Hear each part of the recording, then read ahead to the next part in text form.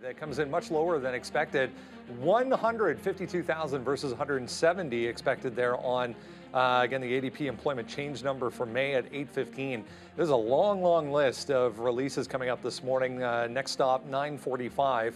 Look at the S&P Global, both the composite and the services PMI. That's a final reading for May.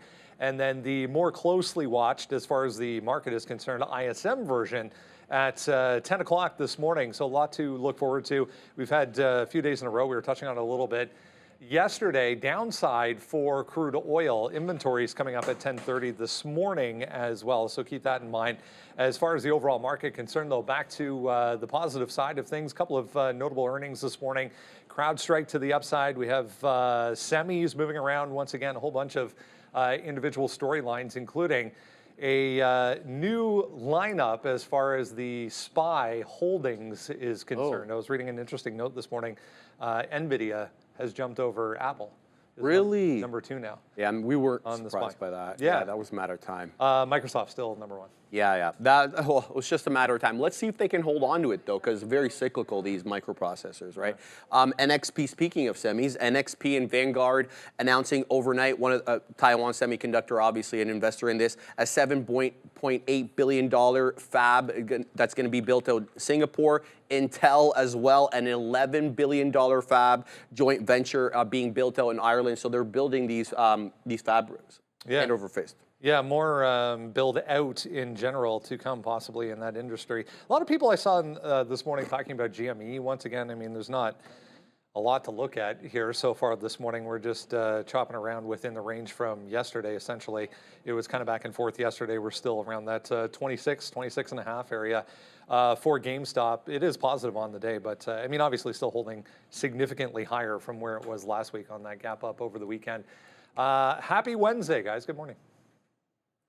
Yes, happy Wednesday. And we just talked about the chips there, and ASML actually up. It turns out they're up 5% because they're going to be shipping their machine to TSM, who makes everything. They make all the chips. It's like 60 to 65% of all chip making revenue, all the fab revenue goes to TSM and ASML as well. So rising tides lifting all ships in this space. I mean, AMD is actually up right now. Intel is up. I can't see a chip name that isn't looking good so far this morning. There's a bunch of data today. We'll get some also crude inventories as well. I know GameStop feels a little bit asleep, but it did make a pretty good bottom off that 25. So the 28 break still going to be very much in play. Shopify broke out late in the afternoon, so I think that one, maybe we get a chance for a bit of a dip buy in Shopify. And Meta, finally, we were just talking about, when we were talking with Daniel Shea, like stocks that couldn't break that or hold that 50-period moving average. In a bull market, we talk about these dips all the time. You might not get another shot at it in the short term. This is holding that 50 on the good side now, up 1%. So there's a lot to look at, despite the fact that you only had a few earnings, which were good, by the way, for CrowdStrike, for Stitch Fix, for Hewlett-Packard. But some of these big cap tech names are all looking pretty solid this morning. Well, most of them. Yeah, it's been, I'm actually have you on mute. There it is right there. Okay, I was just looking to see how many viewers we have. 1,500 viewers. Look, last night we had way more viewers, obviously last night at this point for the recap show than we do now. But Adara will remember, as soon as we came on the air and CrowdStrike goes downside, I was like, we should probably be buying these dips. And honestly, Brian Shannon came on and was like, wow, that was a great call. And look what's happening today to CrowdStrike, up that 12%. It was down 7-8%. And we were talking about this. Adair, we got the numbers, we were reading them over, everything was better. And then all of a sudden they started talking about the guide. Then you had the call. Obviously we weren't there for the call. And it just kept on going back up to the upside. And by the time we left the show at 4:30, we were already through 320 and starting to go higher after that point. So CrowdStrike with what an absolute amazing save there. Probably now, the number one name that you're going to want to hold, PanW, is not performing anywhere close to what CrowdStrike is doing. So both stocks are not the same. CrowdStrike right here going to be taking out their highs of 360. I mean, we'll see if it gets there. Should be able to get there. I don't know about today. We'll talk about it as we go. It was just there last week. But CrowdStrike is amazing stock. And then PanW still has a ways to go, over $100 to get back up to the upside for these guys. So, yeah, you can play the relative weakness in PanW versus Crowd, but great quarter, another great recap show there last night. Despite only having a couple earnings reports, we had Brian, we had Adara, we talked a lot of fun things. All right, let's get ready to rock and roll here as we have, again, a lot of good stories to talk about today. NVIDIA just keeps on moving. GameStop is moving around again today. Some of the bank names I see here coming up on scanners, we'll find out why. But all right, let's go back over to the desk. Yeah, on the economic calendar side of things this morning as well. Typically, this wouldn't be even mentionable, but 9:45. Bank of Canada. Oh yeah, coming up this morning. Oh, yeah. So it's been much discussed, not only here but everywhere. This could be the day we get a quarter point cut here. I'm so used to saying hike, this just naturally wants to come out so hike all the long. time. But yeah, quarter point cut could be coming today. Yeah, and it's going to give people a lot of relief, Brendo, and in perfect time, actually, because we have so many mortgages coming due for renewal. And this side of the border, we usually get our mortgages in chunks of 5 years, after which time you have to renew at the market rate or some variant thereof. So a lot of the mortgages that were locked in during the pandemic are coming due this year and next year. So it would have been a tough proposition for those people to take on the higher rates. I know Alfred had an open variable mortgage rate, and he ended up paying about $1,500 a month extra. So that was $1,500 a month. He didn't have his disposable income. Yeah, I was reading a story yesterday of a family of 4 that was north of the city, north of the GTA, that had to renew their mortgage, and theirs went up $2,000 a month. So, yeah, I mean, across the board for everyone, it's been tough. So there it is, 9:45 this morning. Can we? Thank you. 9:45 this morning, Bank of Canada interest rate decision. We'll bring that to you when it happens. If you zoom out here, yeah, we're expected. There's the expectation, 4.75. Current has been 5, as we talked about with Frank yesterday, for quite some time here, guys. So big day potentially. And then remember, the EU tomorrow morning. Oh yeah, could follow suit with their own. Yeah, like obviously, I know everyone south of the it. border is like, does it matter if they raise? Or no, I just said it because you said raise. No, does it matter if they cut in Canada? I mean, the Fed doesn't care what everybody else does. The EU does it, Canada does it. It's not going to tip the needle one way or the other. It might be like some indication that maybe things are generally going in the direction of that, which I think it's leaning to for the Fed. But yeah, it probably doesn't make a difference unless you're here. And it's a little bit different in the States than it is in Canada. Like everybody has the renewals come up. I'm just looking at this ASNS just for a second, because I see a few people putting this one in the chat. And sometimes wrapping your head around the fundamentals of these lower float runners. And ASNS here, they got a government, check that, a military contract, it looks like. They're trading higher, announced orders for their cyber-hardened network technology to be deployed at 3 U.S. military bases. I can't find a number for how much this is worth to them just yet. So it's hard to imagine. Like, the market cap of this thing is, like, obviously pretty tiny. The float's only $7 million. Market cap is $3 million. And, like, I would imagine, like, $3 million, like that market cap, that's a rounding error for the military. So it's entirely possible that this is that big of a deal, but I can't see a number anywhere that says, what is this actually worth this company? It was 47 cents, now it's $4, and it's doing 15 million of volume. So you got a low float runner here. I'd be more comfortable understanding, like, okay, well, how much money are they getting out of this? If you don't know, could be a difficult one to chase. That said, we've seen this story before. You already made a pullback bottom in the pre-market and then a higher low holding a pretty key level like a 4. Like if it holds on to this 4 area, the higher low's 360. That way, if it holds this at the open, I think you can be risking 40, 50 cents. And if it continues to go, you break out, you can get to $5.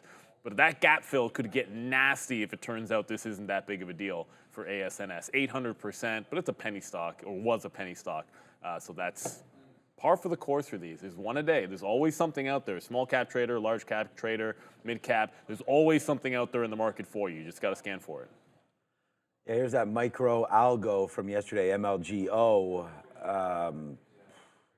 Trying trying to take out $8. So watch out for that one right now, trying to go back through $8. MLGO. Yeah, there's always some kind of wild ones happening here today. GameStop is one that we'll look at throughout the day. I mean, it's up 1% and holding out pretty good. I mean, you know, yesterday, nice move. Obviously, we saw what's been happening over the week. Good move to the upside. And then now we're sort of, you know, we had talked about it earlier, trying to break through 22.23, gap way higher on Monday. We know that story, and now pulling back in again. And now I'm wondering if the support is in and around this $25 mark. So, you know, there's definitely some levels to play off here on GameStop. So, yeah, I mean, big tech names today. We got CrowdStrike, we got ASNS there, MLGO, GameStop, AMC. I mean, there's going to be a lot of different names coming through. NVIDIA, as we just have a couple more days, one more day until post-split here, and then we'll see. So NVIDIA right now, oh, it's just at 1180. Like 1,200. 12, yeah, so it's going to be 120 a share, hopefully more. 122. Unbelievable. I mean, this has been 122.42. I don't know. what a run. Well, it splits on the 6th, right? So tomorrow's the last day, and then I think the 7th we start trading. I thought it was post-split. I thought the What first day is trading 7th? day was the 10th, but maybe I'm wrong. Maybe it's ownership on the 6th, and then the 7th they do it after, and then the 10th, yeah. So we'll figure out what exact day it is, but either way, man, NVIDIA is going to be an absolute monster to trade. Oh my God, I am like That first pre-market is probably going to be wild. I'm just. Well, I mean, probably it will man. be actually. AMD. So can you believe NVIDIA is going to be is going to be a lower price than AMD? That's going to be the best part about it. So when people are going to look at this, they're going to be like, "What? AMD is 160 and NVIDIA is only 120? What are we doing?" Oh man. Oh boy. All right. And Intel's only $30, but Intel has some news today. Well, yeah, about that news. So I'm going to give you a stat about Intel. So this is Oh, no. how far behind they are in terms of like foundry business they're trying to get going. If you put the top half dozen of like chip fab in revenues, right? Like you get TSM, which is over 60%. You get Samsung, which usually is between like the low teens, like 12 to 16%, somewhere in there. The next 4 on the list are there are a bunch of Asian. I actually don't remember the names of the Chinese companies that they are, but they're all within like 3 and 4%. And then there's Global Foundries, which is like, you know, sometimes it's 5%, sometimes it's 4%. Intel's not even on the list. So their foundry business is losing right now money, and on top of that, you know, they're not on that list in terms of revenues. That said, it's a tremendous opportunity for them in the long term, and they've already said 2027 instead of 2025 is when you can start to look for some profitability there. So it's a long haul for them. You know, they're not gonna. I don't think there's any explosive upside. That's why I'm being patient with the stock. And one other thing, Bitcoin's still holding above 70,000. We should always mention that. Let's not sleep on it. Like you saw what Coinbase did yesterday. You saw what Mara did yesterday. Shouldn't be sleeping on crypto. So we're at 70.90. We haven't really taken out that high.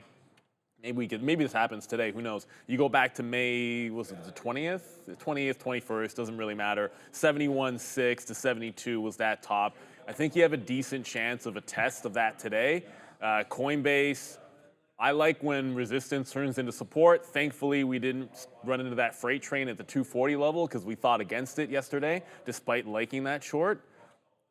If it's not breaking out the top right away, if there's a dip, if 240 was resistance, then I like the notion that you can pull right back in after turning 250, come right back into that 240 level. If it bounces and we're above 70,000, I think that can be a nice long. You're right in the middle of the range for coin, and Mara not doing too shabby on its own either, sitting at that $21 level. So there's just so much to look at in the market, which is what's so great.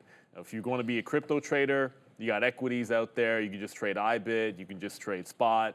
But I mean, Coinbase, wow, what a flyer. Got to have eyeballs on that today. All right, a couple other things moving around here. AMAT, real quick, to the upside to the tune of about 2.5%. Barclays with an upgrade on this, going to equal weight from underweight, so a gap higher here for Applied Materials. We're going to mention DLTR. coming off earnings. Downside here this morning for Dollar Tree. Not a lot of volume behind this, but it was the forecast that was a little bit of a question mark here. Yeah, and they're also looking at moving their family dollar units. So they operate multiple different units, all really of the same kind of thing here, the dollar store. They're not making money off that one. In fact, this one actually dropped year over year on the quarter, 0.1% in terms of revenue. So they're looking at moving that on. Revenue for the Dollar Tree in general, though, not bad, 4.22%. As Brendo mentioned, it was really the guide here that sent the stock a little bit lower to the tune of, I believe, a few percent. But everything else looked decent. Increase year over year. Yeah, not a lot of volume behind that right now. GFS, I just saw popping up here a little bit as well to the upside. Some insider buying from some of the executives coming through here there on Global Foundry. So a couple others there. It's like AMAT.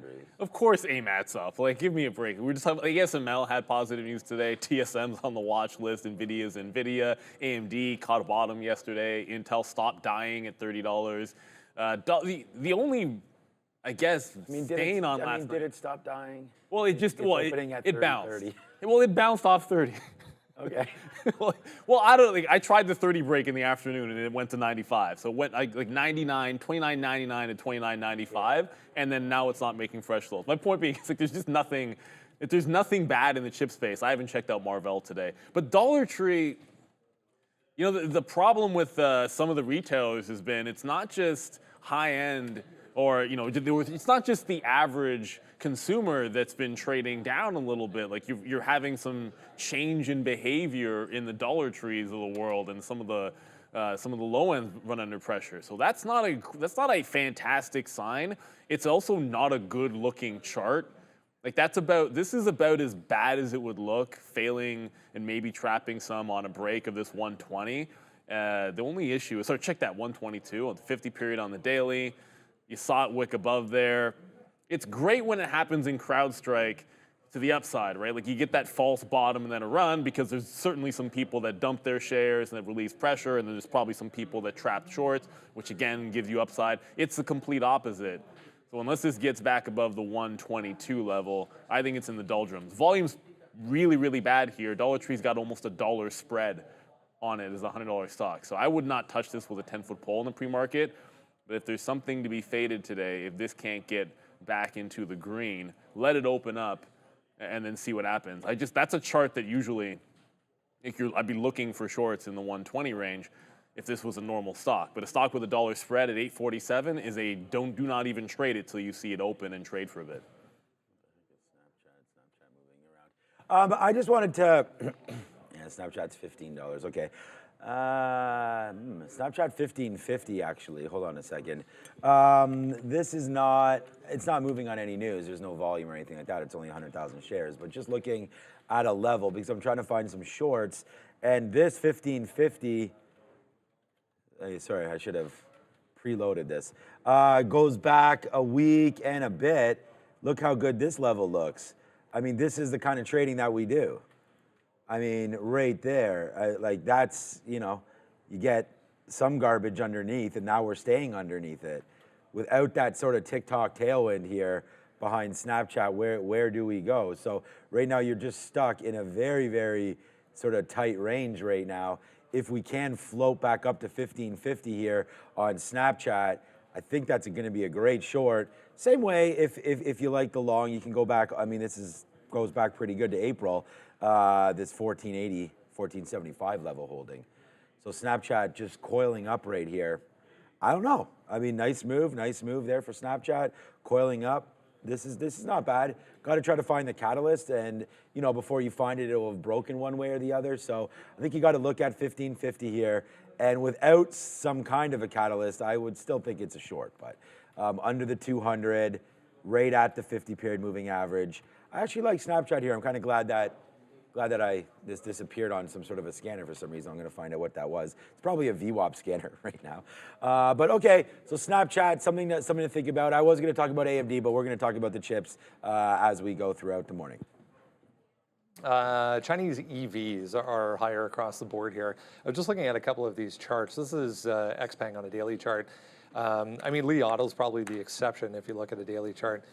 definitely much weaker. But they're all in this, 2-week long type of really tight range here on higher time frames. XPeng probably the tightest consolidation right here, but I mean a little bit of positivity for these today. Yeah, NIO got a headline today, Brendo. They're building another factory in China. It's going to be their third, despite concerns that there was a bit too much glut of inventory for EVs in the Chinese market. The NIO CEO coming out overnight and saying, no, there's not a glut of inventory in this country. There's a glut of inventory in other countries with foreign EV makers. Anyway, so F3 is going to be the name of the factory. It's going to be able to build about 100,000 cars annually. It's going to be specific for their cheaper brand, Onvo, O-N-V-O, which is going to be released actually later this year with a smaller, I guess, maybe Model 2-like kind of EV. So we'll see how that works out. Still don't like that name. O-N-V-O. Onvo. I don't even know. I don't know. Miss Adara, tell us about some analyst thoughts today. Lots of heavyweights on the upgrade side of things today, starting with Oppenheimer upgrading CrowdStrike. CrowdStrike actually got quite a few price target cuts here as well, but Oppenheimer and Canaccord Genuity both issuing positive notes for CRWD. We also have Hewlett-Packard, HPE, this one trading higher after its earnings and helped by this upgrade from Morgan Stanley. United Healthcare getting an upgrade from HSBC Securities. We also have Applied Materials here amidst all of this other semiconductor and tech strength, an upgrade from Barclays for Applied Materials. On the downgrade side, we have D.A. Davidson downgrading Medifast. Relmada Therapeutics getting a downgrade from Goldman Sachs. Titan Machinery with this downgrade here from B. Riley Securities. And last but not least, Roth MKM downgrading Energy Fuels EF, guys.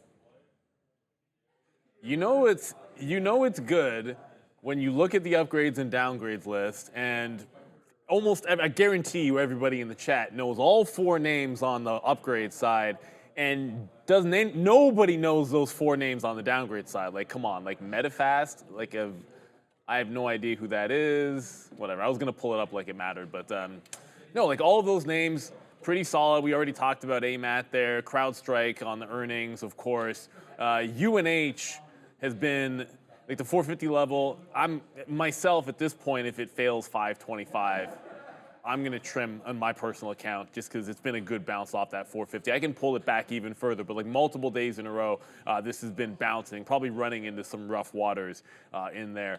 When it comes to AMAT though, what can't you like about the chip names? I wish this was a more exciting of a name for a day trade, because like this pullback, like 5 days in a row dip, going into the 50, bouncing off the 50, like look at that line. 1, 2, 3. We always talk about support and resistance. Now granted, AMAT's not a high volume name that traders are gonna dig themselves into. But come on, like if you're just scanning, say, your group of chip names and you're going through your charts and looking for that one spot, wouldn't be that hard if AMAT's on your list to have found that 209. Like, I'm not sitting here pretending I did, but the second I pulled this one up when Brendan was talking about it, it's like, whoa, look at that. It gets so clean.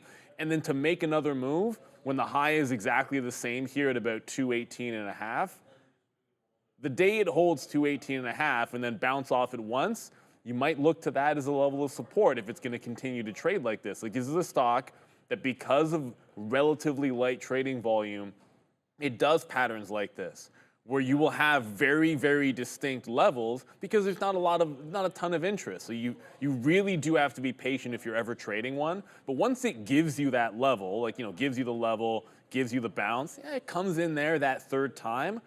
You take that shot, like this time here, you're like 216.75 long. That's a 16 level. It bounces all the way a couple of dollars to the upside. Even yesterday, the third time through, it's bouncing off that level. Your first bounce is giving you $2. Your second one, $1. The third bounce, benefiting from a big move late in the day, gives you $3. So you just look for that next level to come in. Maybe it's going to be 218 turning from from resistance into support today. But just be patient. Like, these can be tradable. It's just a very different style from what you would see us do on the show, but it doesn't mean you can't take advantage. Yeah, I didn't really see too many interesting names, unfortunately, on that upgrade and downgrade. I saw United Health, though, I'm pretty sure, on the upgrade side. And again, Good dip down lately, and we've seen the resurgence sort of the Dow, and that's been good. So United Health down there at 440, now back up to 508. Still a ways to go to get back to highs, but again, another good name there coming through. And then another name that's in the Dow that we had talked about before is CRM, trying to get going again. Thank you, Randy. How's your day been going? We didn't talk about this. We don't have a guest lined up or anything like that. So why don't? Did you see XOM here? We had talked about this. You'd mentioned June 3rd coming through, and then now we do get this break a little bit lower here on ExxonMobil. We've seen oil start to head to the downside now as well with USO over the last couple of days as OPEC. Some production issues, possibly. Not issues. I mean, they did a 3.66 million barrel per day volumetric. Ramin, he's here. It's Randy. Hey, Randy. So they made a cut, and the summer driving season, I predicted this, is not going to be able. There's not enough demand there for them to use the overproduction that's happening in Russia and whatnot. XOM's pulling out of Nigeria. They're cutting their less productive exploration and production. So, okay, there's less demand, but the SPR, you mentioned that last week. Yep. So it's distilled and refined products that get mostly gasoline that are being used up, but they're not being used up at the rate they're being produced. So, oversupply means weaker prices. We've seen the pullback this week. The meeting was on Sunday. Friday, it was up, 2.8%? And it's come down almost 4.5% since then. Oil, you mean, or just ExxonMobil? ExxonMobil. Oh, yeah, Exxon. So, you know what? Weaker demand is what it is. Inflation's still a thing. Weaker demand in Asia is what it is. But there was a pullback since last Friday. And It's still holding out pretty good. If you come to the chart here, you'll see, through the 50 period, but trying to hold out in and around this 110. I mean, I think these are good levels. Not bad. Down into there. I mean, oil's like I was talking about with global demand and everything like that. I mean, I think part of the problem is thinking that, slowdowns worldwide in manufacturing and production and things like that will give oil the move down. So names like Chevron and ExxonMobil, which again, they're sort of a lot of M&A in this space, so they're just getting bigger as companies. Yes, we've got a lot of crazy weather coming this summer. It's going to be one of the worst, weather seasons they're predicting, the NOAA, and that's really? affecting rigs and affecting production and refineries and whatnot on the Gulf Coast. So there's a lot of uncertainty here, and that's a little bit of a headwind, we'll call it, pun intended. Do you ever? So hold on a second. Are you going to be buying these dips in XOM? Yeah, I think I am. There's the rig count's up. They've got a lot of good production in place right now. They're actually up and above Chevron in the last quarter. So I like the way they're positioned. They're pulling out of Nigeria, which is good news. They've sold off that piece of the pie. So I think there's good things coming. But again, there's things they can't control, like the weather. Is what it is. It's they're playing the risk well. I like the way they manage this risk. Okay. Good. Randy, thank you so much for the little talk there. We talked about June 3rd, waiting for some of that release. So now we know a little bit more about ExxonMobil. And you know what, you get the yield too. There's some income generation there with XOM. It's good to have some of that in the portfolio. Actually, I was just talking to Street about Enbridge here in Canada as a bit of a play. XOM still...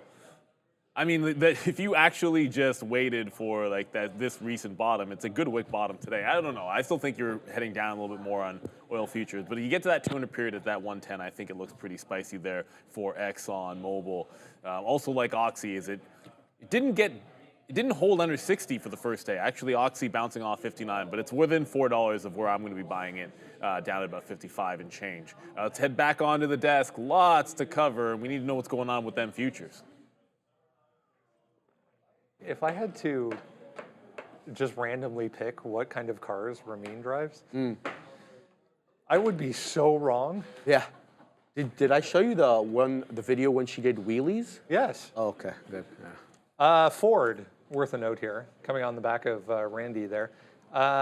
This was yesterday, but 9,000 EVs sold in May. That's total. Yeah. 8,966 total. Look, I mean, I'm trying to find some silver lining here, Brendo, because I feel like Tesla sells that in a day. But no, in all seriousness, though, EV sales, so almost 9,000 cars. That's up 64.7% year over year. Hybrids continue to do well as well, 64.5%. But this was no surprise to me here. Look at this, by vehicle type. Truck sales rose the most, 11.2% to 110,000 in 1 month. That gives you the idea of how this company keeps the lights on. And continues to. So popular, obviously, south of the border. All right, let's talk the market here as we just take out the highs on the futures. Yeah, 53.04, guys. That's where we closed out yesterday, up nicely, 1/3% here at 53.25. Let's say we're going to use that 5,300 as support now that we've closed above it to the high side. Let's say that same high that we got into on May 27th, 53.37 as resistance. Lots of economic data. We had that ADP number at 8:15, more to come, 9:45. Bank of Canada, we also get some manufacturing data south of the border as well, both 9:45 and 10. That's the watch list. You know the drill. Go to the website, sign up, free. Has everything you need to know. Here's CrowdStrike. Market taking out the highs. This one, not so much. On a bit of a pullback right now, but still up huge. Better part of 12% at the highs. 340 trying to hold off better than expected guidance specifically. Yeah, it was ridiculous here, Brendo. I mean, 921 million in revenue. That's up 33% year over year. Profit, listen to this. $42.8 million in profit. Last year this time, they made $491,000. So that's talk about shoring up your balance sheet and cutting down costs. The analyst estimates here for revenue for the full year 2025, about $4 billion in revenue. That's above what analysts were looking for, and all the metrics really were to the upside. Yeah, hugely strong here. Sean, you were talking earlier about this move after the close yesterday. Where's the trade today? Yeah, well, it was a monster. I mean, we hugely up. Yeah, it was very hugely up, and it was a huge move. And the thing about it was, so what was it? Trump goes, wasn't he say huge or something? That was? It's a way he said. I think huge, something huge. like that. Yeah. Like a, so, anyways, up 12%. The funny thing about it is the implied move was 12%. So it's a huge move, but it's an expected move. It was getting hit early. It just shows you that, hey, you know, sometimes these algos can really grab a hold of headlines, and that just proves it right there. We had a nice move down, and then we were like, you got to buy this as we started looking at some of the report, right? So a good move back in. Brendan asked where the trade was.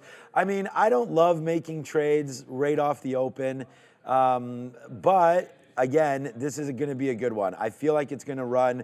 We'd like to see this name up like 14 or 15% in order to know that it's outpaced its expectations as far as volatility is concerned on the move. But just looking at the daily, the 20-minute chart, you know, we were just here not too long ago. We had a couple bad days. I mean, the market really punished this stock to the downside. So you're just getting back to where we were, I guess, a week and a bit ago. So I would say this 345 is pretty interesting.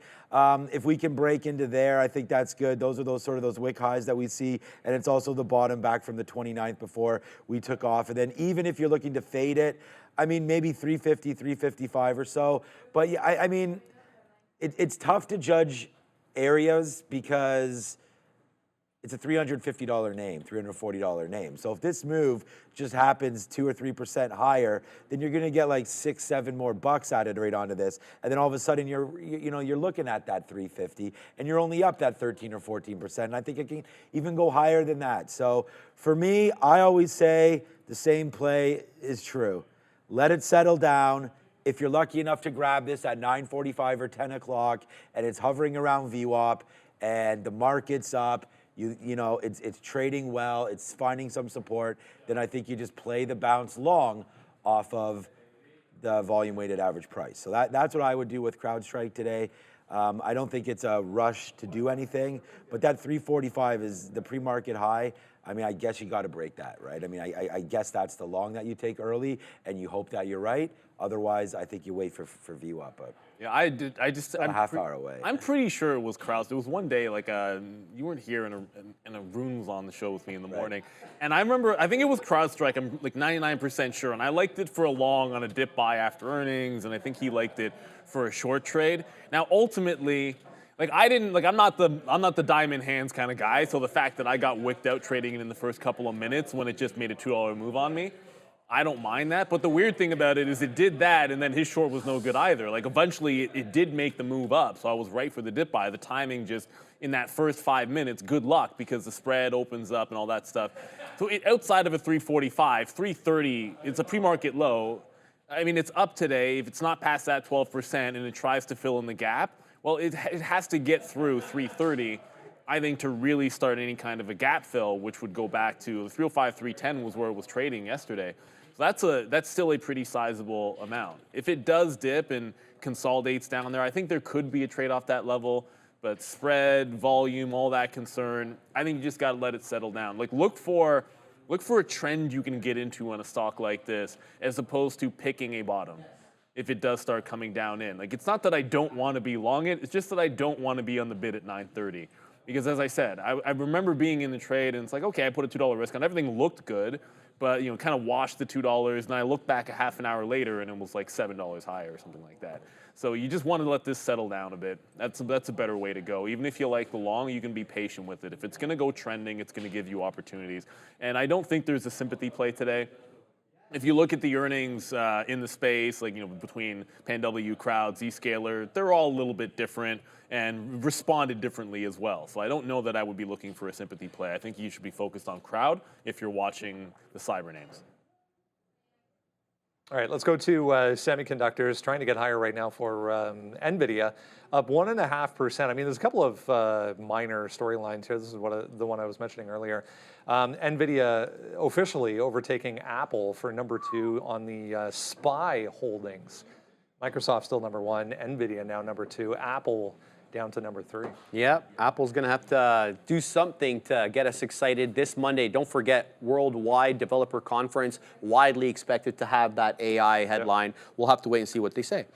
With respect to the semis, though, interesting headline here overnight. NXP Semiconductors and Vanguard International Semiconductor, which is partly owned by TSM, are forming a joint venture named Vision Power Semiconductor. They're going to build a new fab out in Singapore. It's going to build the 130 nanometer to 40 nanometer chips. In addition to that, Intel announcing an $11 billion joint venture for what they're calling Fab 34 out in Ireland. It's going to cost about, Intel has invested, I believe, $18.4 billion in this fab to date, Brendo. So a lot of money has been really focused on this specific fab. Yeah, from the semiconductor side, a lot of them, I mean, NVIDIA definitely the strongest right now. Intel, we touched on it a little bit yesterday, still kind of lagging behind all of these, but that gives you a bit of perspective. 1.2% or 1.15%. AMD looking similar here, guys. Which one do we look at today? Intel I mean, or AMD? You can look at both. The thing about AMD is it's bouncing off this bottom that the last couple of weeks. It's been a wild range for AMD, and we'll have to admit that it's been a really weak 2 days for AMD. The good news is last time it went 75 to 69 or 59, it happened in a single session.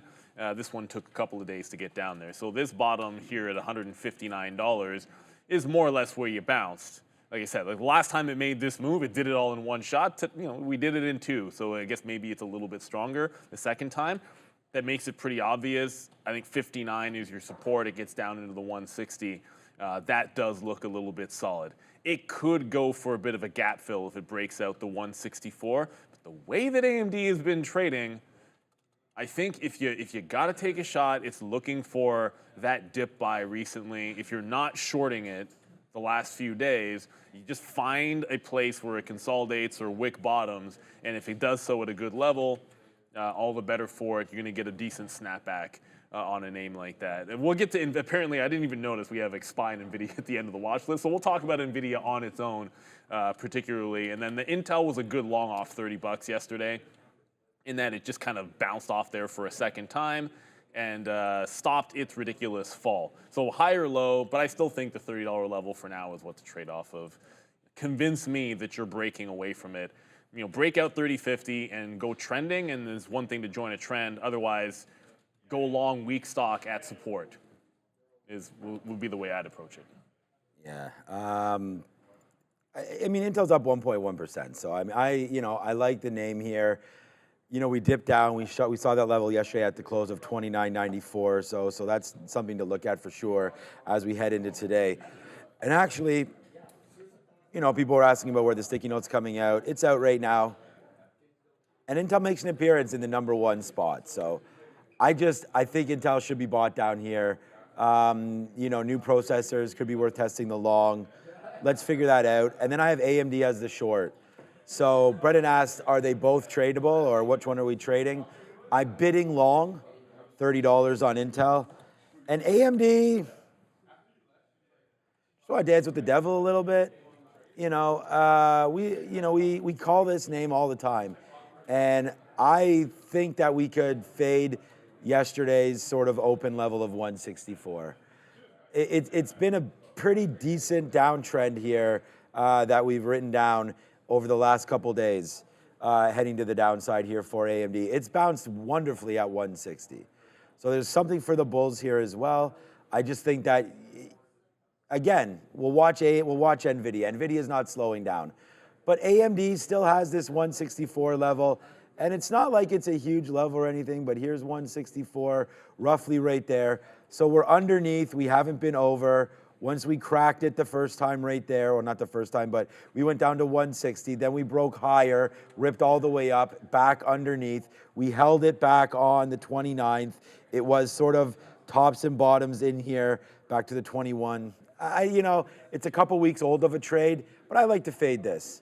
So let's watch NVIDIA, and we'll get to that in a minute. But my initial thought here is AMD short 164 and Intel long, and they're both right here on today's note. So I like them both. We'll just see which one hits. One of them will hit. The market's now up 1%, well, going to be up 1%, most likely off the open. We said about how resilient this NASDAQ is, and now you're above 16.8 again. Damn. Long eyelashes are a curse and a blessing. So says my wife, but I don't know. 160 or so for a bottom of AMD, 164 for a top. And we want to fade rather than go long. More action here, a lack thereof maybe, of GameStop this morning back to the downside in the past few minutes, though. For GME shares, a lot of people talking about this one, a lot of people with a lot of opinions on this E-Trade story that came up over the past couple of days, potentially banning Roaring Kitty from using their platform. I mean, there's a quote right here, buying call options is not illegal. Professional trader calls potential Roaring Kitty ban absurd. Oh, yeah. There was all sorts of stories about this yesterday. Everyone voicing their opinion, you know, making the case that he had call options on it before he actually posted the picture of him like leaning forward in the chair or whatever it was. Anyway, however you feel on it, it's caused the meme stocks to move again. But today, GameStop not doing a whole lot here, Brendo, trying to hold above that $26 area. It was a good area of support for GameStop yesterday. Let's see if it holds 26. Yeah, some of the other ones that were moving around with this downside in a pretty big way, that MRIN down 4.5% this morning, AMC under a little bit of pressure as well. Any thoughts here, guys, for GME? Yeah, I mean, the thing is, you have to just trade the price action and leave your thoughts to yourself, because it's so easy to just be like, okay, well, how many people that are big activist investors, or maybe there's a firm that wants to buy out another one, has bought a bunch of calls and then said all the reasons they like the company, all that stuff, and then they kind of continue buying, and then next thing you know, you get that eventual bump like months later. Oh, now they're pushing for a sale of the company, or they're pushing for restructure after they own 10%, and then the stock goes up. Like, this is not vastly different from that. It's just the manner in which it's playing out people don't like. That said, it bounced off 25. I thought yesterday 23, which was a previous high, would be the dip zone. It was trending down and looking like it was going to break down there. Ultimately, it never really tested down in that 23 level, which would have been the close before that big gap that we saw when the position was revealed, or these positions were revealed. So 25 and 23 would be the spots to look for dips. There's been good ones. The last couple of days, that's been the trade. There was also an opportunity, even if you missed the dip yesterday, higher lows into VWAP, it bounced VWAP, there was a long of 27. The only trade I had yesterday was the bounce off VWAP and the pullback into 27 even, and then it rejected 28. So if it does the same similar thing where you miss a dip buy and then it does a little bit of a trend up, that afternoon bounce off VWAP is usually a good trade for GME. So if it doesn't tag 25, or 23 for some dips. And we'll just have to wait for a trend to form and try to join it when it does. If I'd have a boring key, I'd hit it. It's just, I don't trade GME to sit here and watch it move $1.30 yesterday. You know, it's just, it's not, this was a good move, $2. You know, so that's fine. For me, I'd rather just trade it when it's going, you know, RVol, all these things. But unfortunately, I just think the more it sleeps, the lower it goes. So I don't like that. Like I'd rather let this stock try to go at some point.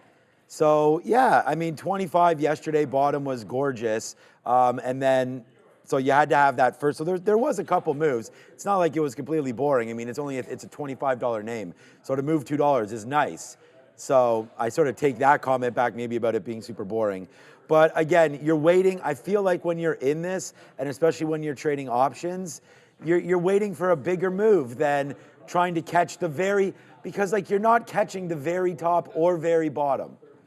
So it's like even if you catch a 25 bottom there, I've tried to hold for $2, $3 moves and just haven't been able to do that. And then when it breaks lower, I wind up getting punched out. So I just think that it's a good trading vehicle today. I'm not sure if it's one that is going to move an insane amount unless we get a huge breakdown. And then I think not just 23, 24, you know, I think like this 21, 22 area really gets people talking about it again and gets it excited. And that could spark another rally back to the upside as potentially more shorts piled in, don't cover, then you could get a higher short float and then move higher. But for right now, for GME, for me, I'd rather see it significantly lower than just hovering around here. 25 is a no-brainer spot there, but I bet you if it hits 25, it goes to 24 today. So you got to have at least $1 worth of risk in there for GME. All right, we mentioned some of these Chinese EVs earlier. I was just looking at some of these ETFs for the overall market. We'll talk about that in a second, though. There is a story for NIO, XPeng, Li Auto, and NIO all higher so far this morning. Yeah, NIO's building out another factory here, Brendo. It's gonna, as I mentioned earlier, it's called the F3. It's gonna build about 100,000 cars per year, max capacity. It's specific to their cheaper or less expensive offshoot brand Onvo, ONVO, and they're looking at possibly reaching almost 1 million vehicles per year. We know Tesla's already looking at that. Yeah, not terribly exciting on the daily chart for any of those, but worth a note here, trading higher. This portion of the show brought to you by American Airers, trading in the USA under the symbol AAIRF, in Canada under the symbol WIFI. This company has just announced a knockout punch global marketing partnership with the UFC. Airs Tech is dedicated to bridging the gap between technology and wellness. Airs Tech's mission is to provide cutting-edge solutions that protect against electromagnetic radiation without disrupting everyday use of technology. This innovative company has seen consistent revenue growth and boasts several high-profile customers like Russell Brand and top UFC athletes. Invest in American Airs today. OTC, QB, AAIRFs, CSE here in Toronto, WIFI, the symbols. Yeah, good look there. And just on the Chinese EVs, I want to just mention Li Auto because we talked about this one yesterday. I know actually Sharif also mentioned it. Not a huge move, but if we're respecting sort of technicals, we're kind of pointing out this little trend line that you got in there. You know, there's your bounce off the 200 period moving average, lower high. It did briefly break that trend line, but it's holding forward at this $20 level. So that even $1.20 was kind of a thing back in the day. And then you had yesterday a double bottom off 20 where it's bouncing. So if it does another test at 20, I mean, if it holds on to that level, there's a scalp trade in there. The bigger move probably needs a better catalyst, unfortunately. So I'm not sure what you get out of that today. The volume, not really all that great. I think a similar looking level, if you're just looking at a stock that usually does better volume, NIO, 1 million shares pre-market, a lot of that's going to be overnight dark pools. So it's not really tremendously high, but 520 on NIO. That's the kind of thing. You see it bounce at a level a couple of times. In this case, 3 times off the same one. It gets down there, you can risk a couple of pennies. And that way, when NIO only moves 15 or 20 cents on you, if you're only risking 3, not the end of the world. Very specific kind of trade. day traders will like some of that, especially if you can see some size on the bid there.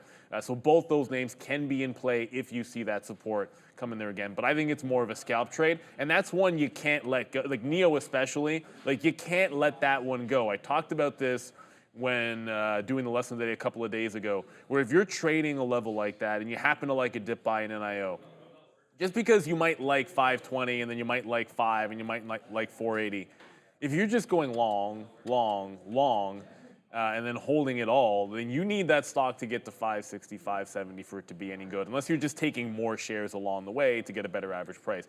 Because that's a pretty decent gap fill percentage-wise. So you trade it at that level. If you still like it, if you get out, you still like it off 5, you trade it at 5. You break that, you still like it at 480, you trade it at 480, and just sort of take your shots. But if you hold all the way through, you could be in trouble if it tries to fill in the gap. Just reading a note on Archer Aviation, FAA signing off on Archer to fly electric vertical takeoff taxis in the US. So this is a pretty badass looking taxi that can take off vertically. You and I were just saying though, as the development of these has changed over the last couple of years, they've been starting to look more and more like airplanes and less like individual vehicles. Oh yeah, well, especially for that one too, which you assume that one's probably going to be more of a cargo carrier or at least a passenger carrier. The ones that I really want to see are the single passenger ones, the ones that you can take off from your backyard or wherever, a eVTOL pad or whatever they're going to be called. That's kind of something I've always dreamed about having. Personal flight. I mean, they do have those floating around now, but it looks like we're starting to see some sort of regulatory change here as well.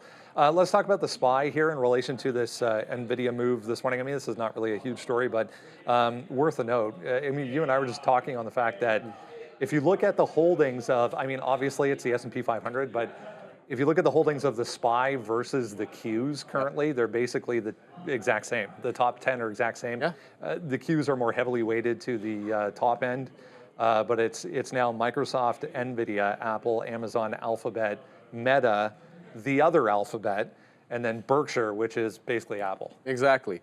And yeah, Microsoft taking the cake, as you mentioned, 6.91% on the SPY. You can see there, NVIDIA and Apple, very close, 6.39 for NVIDIA, 6.34 for Apple. So we'll have to see if that changes on Monday. But yeah, NVIDIA is still the monster and riding this heavy cyclical wave. Yeah, continues to go higher here. You can say that again. I mean, you just should be buying NVIDIA. I mean, we talk about this every day. It's tough to do because of the price, and you feel bad. Like yesterday, someone said like, "Oh, great." I even saw it in the chat, and I think they were trying to like make fun of people that had bought it at 11.50. They had said something like, "Oh, great, we're stuck." I think it was probably off the open when it started to flush down a little bit. Someone's like, "Oh, great, imagine having bought NVIDIA at 11.50." And then just at the end of the day, it goes up to 11.66, and then there's the finish today, up to 11.82 and continuing to climb higher and higher and higher. So, I mean, yeah, imagine buying it at 11.50. That'd be nice. Still, monster move. I don't think this name stops. The whole composition of the SPY and all that stuff, it's just, that's what happens. It'll probably have to be, some shares will probably have to be removed out of the SPY because maybe it's getting too high. So we'll wait for a rebalance to happen or something with NVIDIA, but that's not in the cards right now. And that's not a play that I'm worried about anytime soon. So this name is going to split 10-1. We talked about that. That's going to be next week. We're going to be sitting here trading this name at whatever this is divided by 10. And then honestly, it might be the only name that I trade forever. So love the name, love everything about NVIDIA. I feel like it's way too far, way too fast, and it makes absolutely no sense. So anybody getting something out right here, that makes a lot of sense to me. I mean, the fact that we're just absolutely, even just since, sorry, that's the NASDAQ, even right here with NVIDIA, even since, what is this, May 13th? So this is in about 3 weeks trading, if not less than that, NVIDIA has now added $300 to their market cap per share, which is probably like $1 billion and change to their value of their market cap, right? So NVIDIA in 3 weeks have added more than $1 billion in market cap. $1 trillion, $1 billion. They add $1 billion a day. $1 trillion. So, I mean, I feel like it's way too far, way too fast, but it would be ridiculous to stand in front of this thing. So, yeah, when you're mistaking B's for T's, this is the kind of stock that we're dealing with right now. But I don't know. There's only 10 companies worth more than $1 trillion. I didn't even have to look that up. And they're doing that in 3 weeks. Which is, it's insane. So, and like, for the split, both dates were correct, by the way. So it is, like, it's the 6th is, you know, ownership. Ownership at the 6th. The first trading day will be the 10th, which is Monday. So the first day you'll trade it at $100 and whatever dollars it's going to be. I mean, right now that'd be $118 and change. That will be on Monday. So you get a few days of trading it at 1,000 or whatever this, you know, 1,200 apparently could be a thing today. But then on Monday it's going to make that move. So look, today, I think when you look at yesterday, it's so easy to say, okay, well, you know, it pulled back into 1140. That ended up holding like this support level in here. So let's just go for that. Okay, well, 1165, it pulls back into 1165 and catches any kind of a double bottom. If there's a double bottom on NVIDIA, just try to buy it. I think that's the way I'm going to approach it this time. Like, I didn't do it right now. I didn't do it yesterday. If it does a dip like that and then double bottoms, like a double bottom is a good sign of support, right? So the stock double bottoms on a dip, go for it. And if it ends up breaking the 1,200, I think that's going to be a crowded trade. There has not been a day that there wasn't a dip that was available for you. So I think you just got to be a little bit patient with it. And if it does and shows you something like that again, like even give you a higher low off of this at about 1140. I mean, the time was noon, but it was like 1143 or 1142 in there. And then that low in here is 1140. So double bottom's 1140, holds a higher low at 43. Within 1 hour, it's at 54. So that's about a $10 move with $2.50 worth of risk, $3 if you get slipped. If it sets something up like that again, I think you just got to go for it because the stock, who knows what will happen come Monday. There could be some profit taking and then before the next move. So while it's in this groove, look for that dip buy. All right, guys, we're talking about the short squeeze all week today. We'll get a little bit more nuanced with it. We'll talk about shorting the afternoon fade. So if you're into that kind of thing, check that out with Adair and I on How to Trade at 11. All right, so 20 minutes until we get... Will they or won't they? Best anthem. It's an okay anthem. People in the U.S. may like theirs. Yeah, no. So we'll see. I mean, we'll see what that does. I mean, I don't think we'll be sitting here trading any Canadian banks or anything like that today. But if you are, Royal Bank seems to be the hot, you know, I guess the hot one. I don't know why it's not loading up here. Just to show you the difference in stocks between a Bank of Nova Scotia, a TD Bank, a Bank of Montreal. Some of these other names just continue to get hammered. All right, I don't know what's going on with these charts, but all right, let's just have a quick look to see what's going on in the market right now because the NASDAQ, we'll find out. We did get the imbalances right there at 925. Let's just have a quick look to see what is going on now with these, and we'll wait to see. So now it's Palantir. By the way, Palantir, did that catch a bottom or did that catch a damn bottom?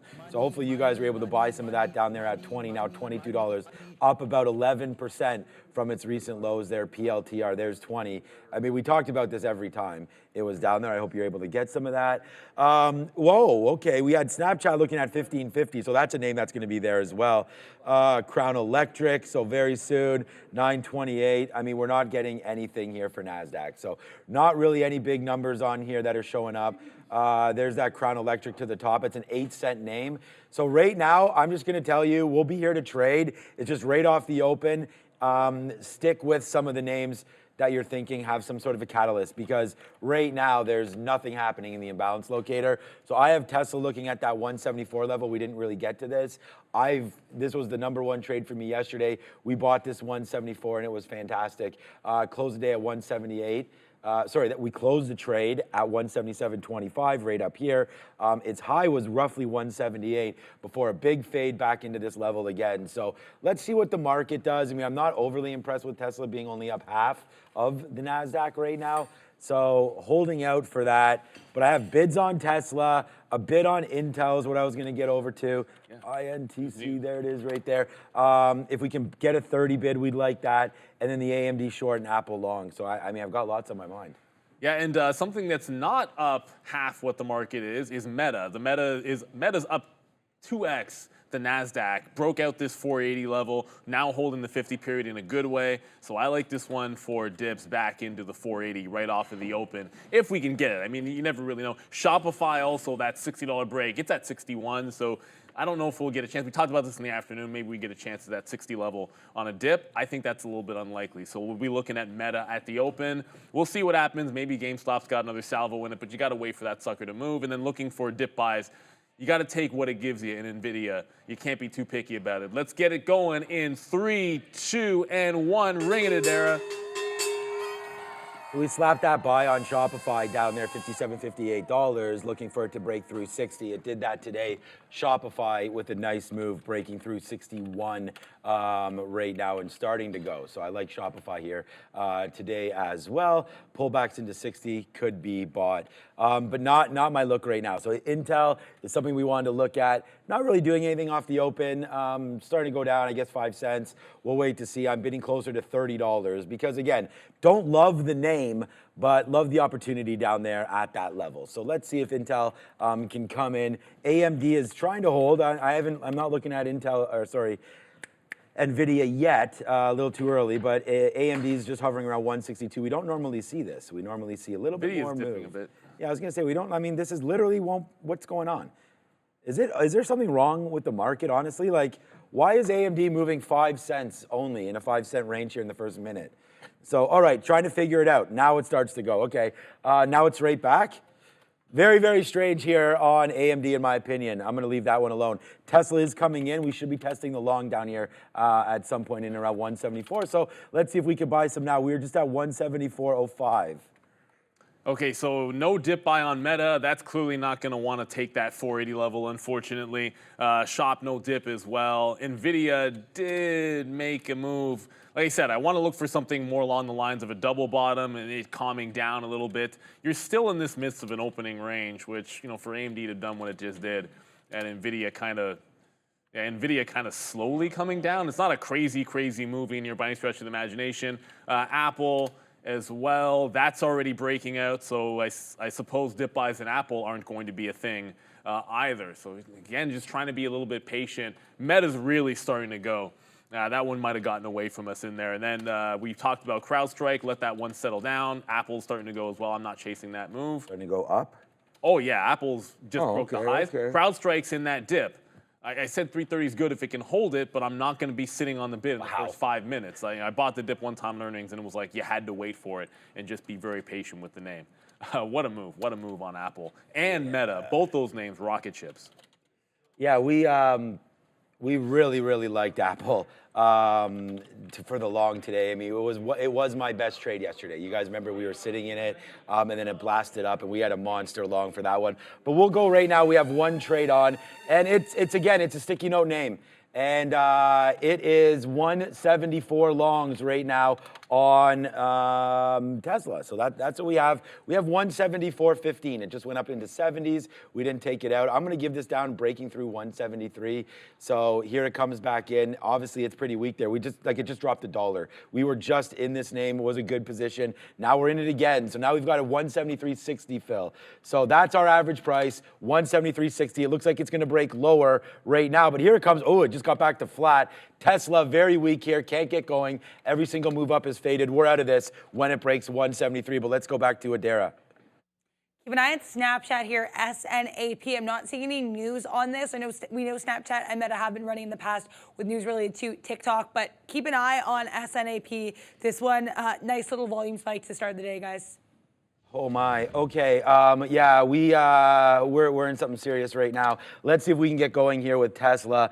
Remember, we're only long at 173.60, but it just popped through 174. Maybe it wants to go, maybe it doesn't, but right now it's my only position. It's Tesla, it's long, and it's just holding on to 173. Here it goes again. It is pretty weak, but that spike up gave me some hope. We did get some out, but here goes Tesla. Right now, it's gone, so we're gonna have to probably look for, yeah, there it goes. We're gonna have to look for fades. Like that just came right back up, and I was like, okay, but we'll have to probably fade Tesla. Nice move to the downside right now. So 0 for 1 on that Tesla trade, although it's right back up. Maybe 173 is the look. It's a weird opening range today.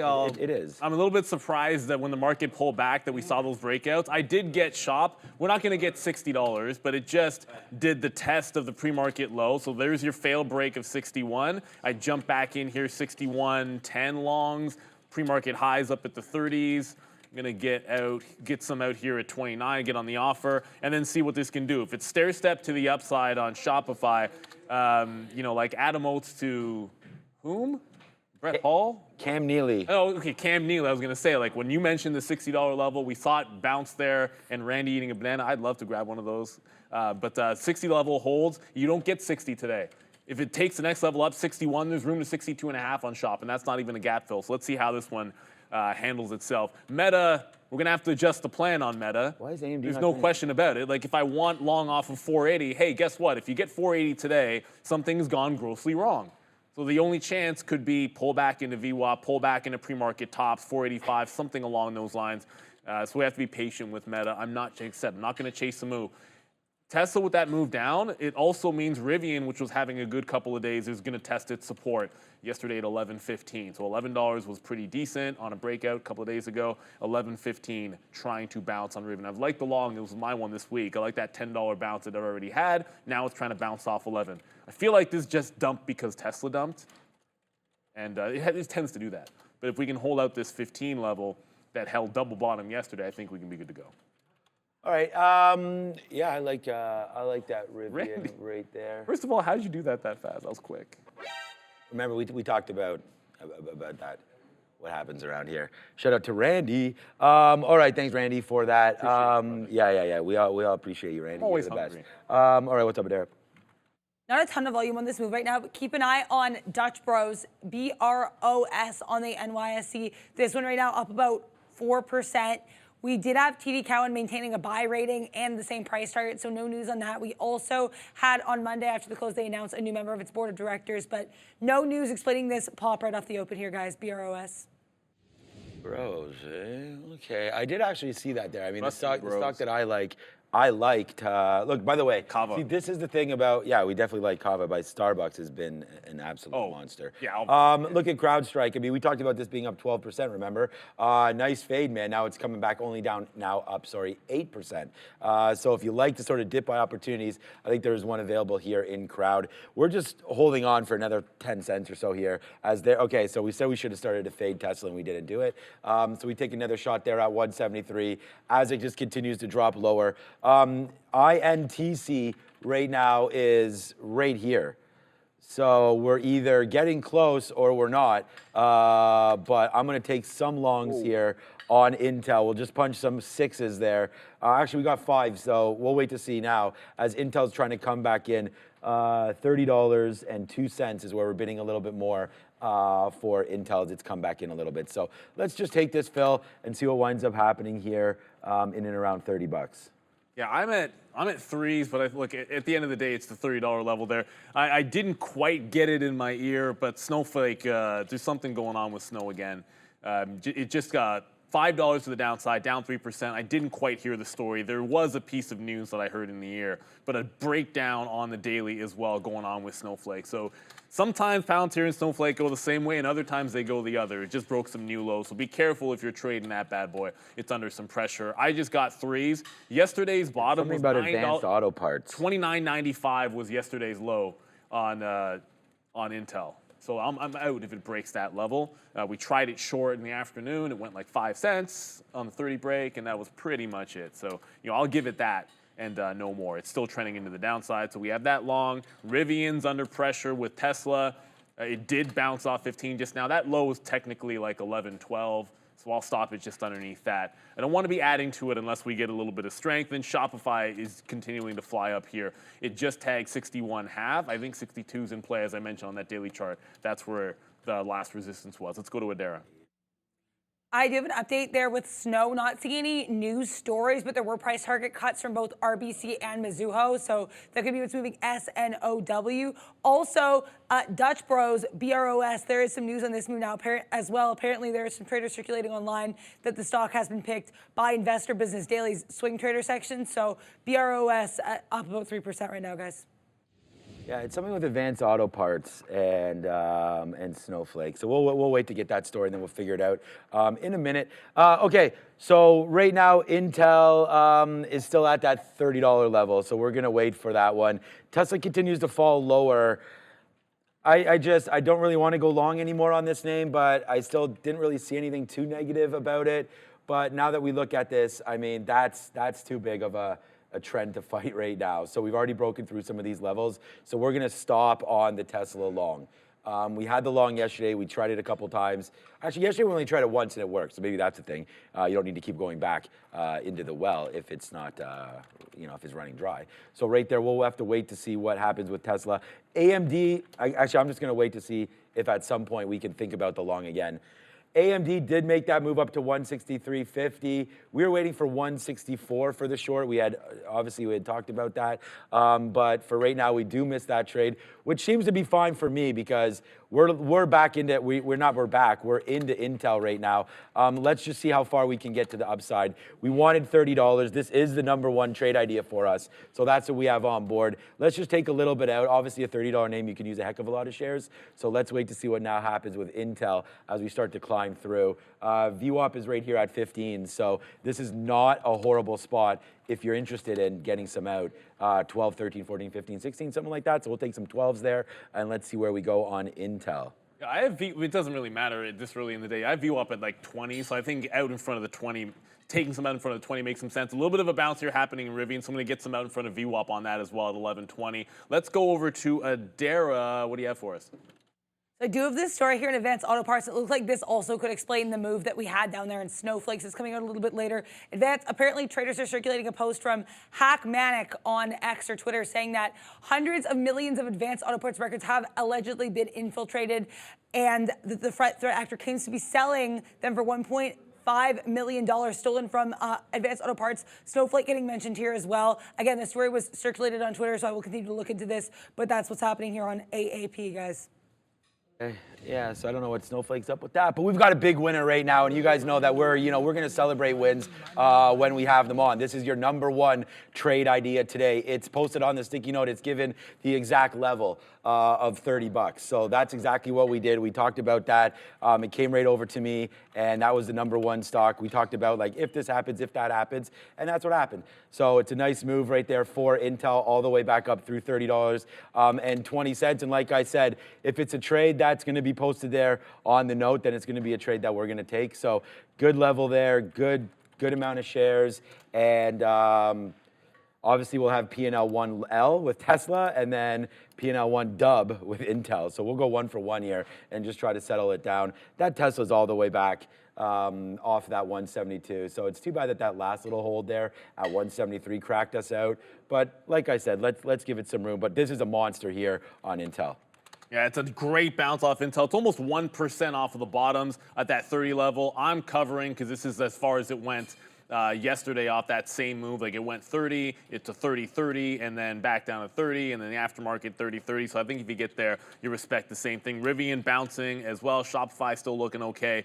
But it's NVIDIA starting to come back in, and Meta. We wanted to be involved in Meta, but not much of a dip happening here. So 2% up. It's obviously a really good day for Meta. I just want to see it make another bounce, maybe a higher low. We've got to be patient with it. And NVIDIA, that's trying to put in a higher low as well. I said a double bottom, we'd go for a long. 1175 was the wick bottom here at the open. If it can bounce off that, I think that would look pretty good for NVDA. So Rivian right back in, might get a bit of a reload. And GameStop, I don't want to ignore it when it's moving.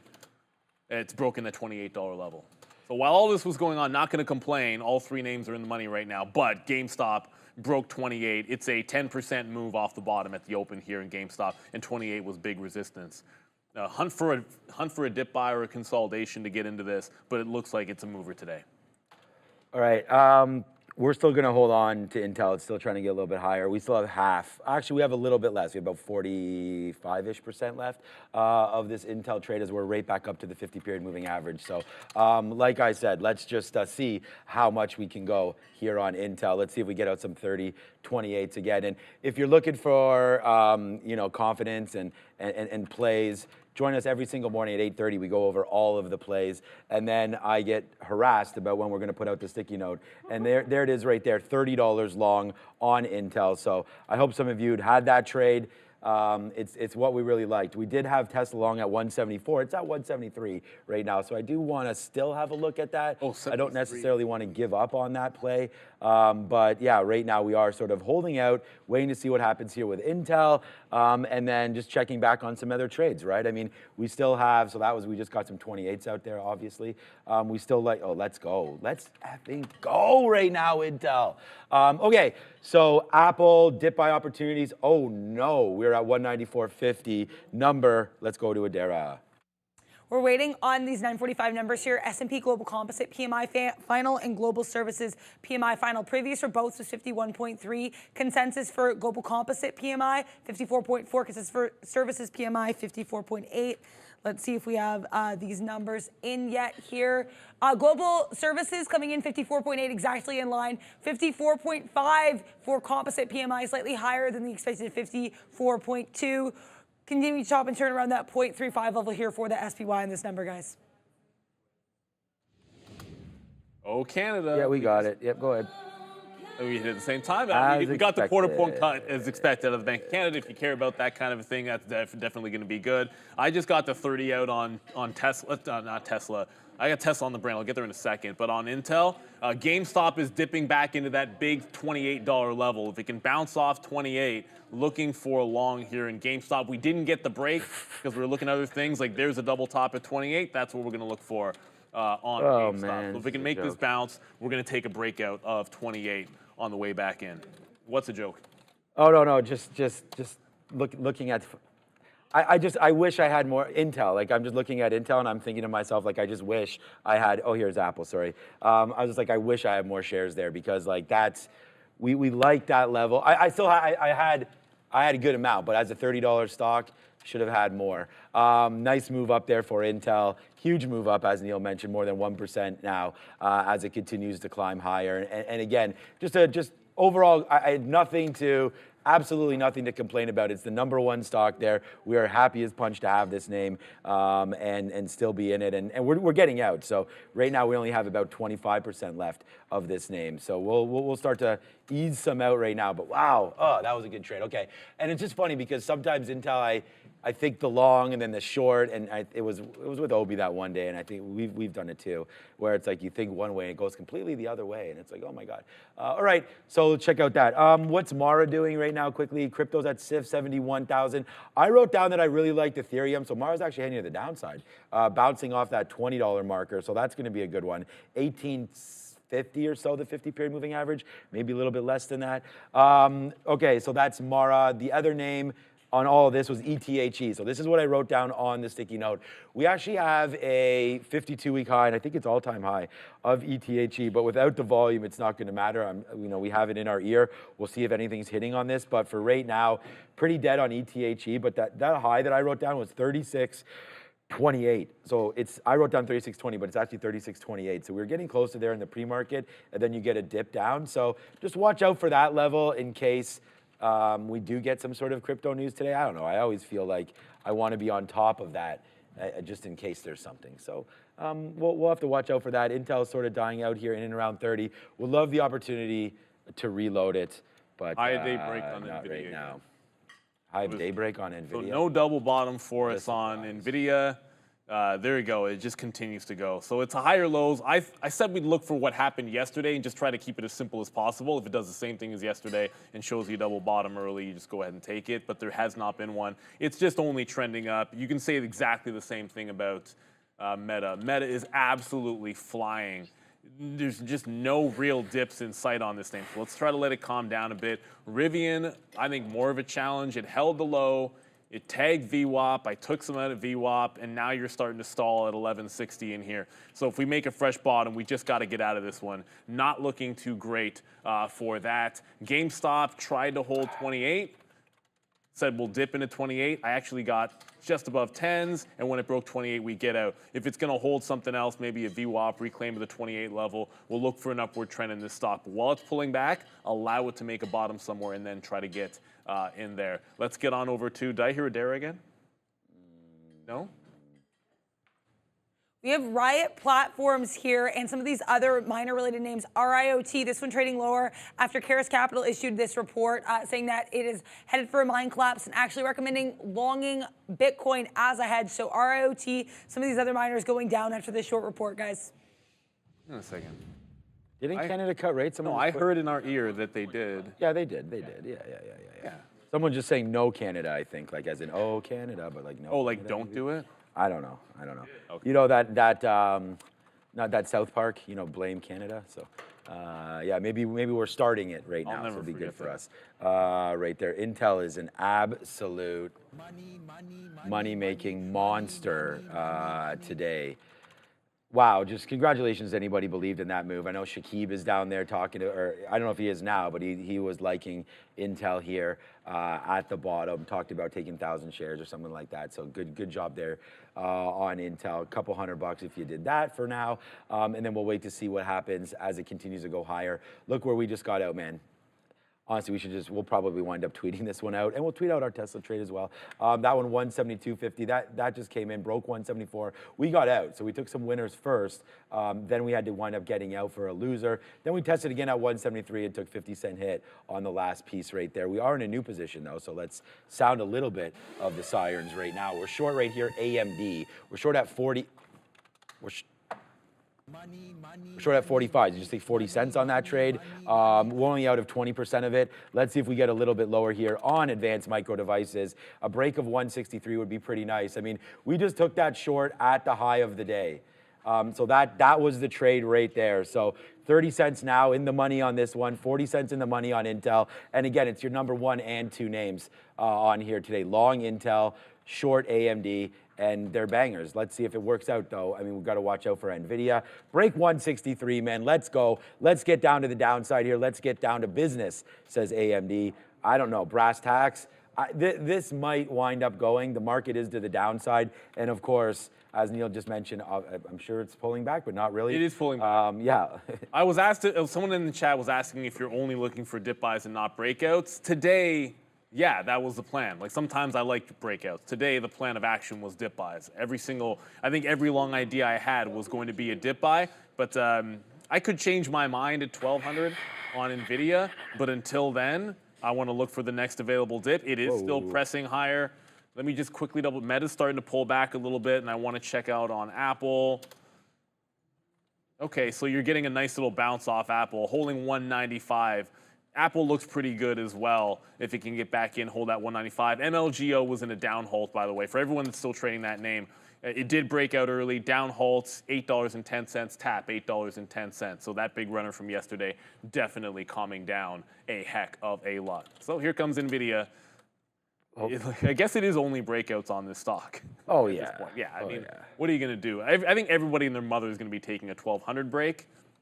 But Oh, God, that's just right. par for the course sometimes. Sometimes it's just what you got to do. It is what it is. Like I've been there before where like you take that overcrowded trade and it doesn't work, but it's like the time that you don't have it and it goes 15, 20 bucks, you're going to be kicking yourself. So I'm hunting for a dip into VWAP now because we're not getting double bottoms. Also, this break out here early was like 11. Come to the chart for a second, if we can. See this break here at that high, 1187. It consolidated and dipped off that same level. So you look at the 1190 break.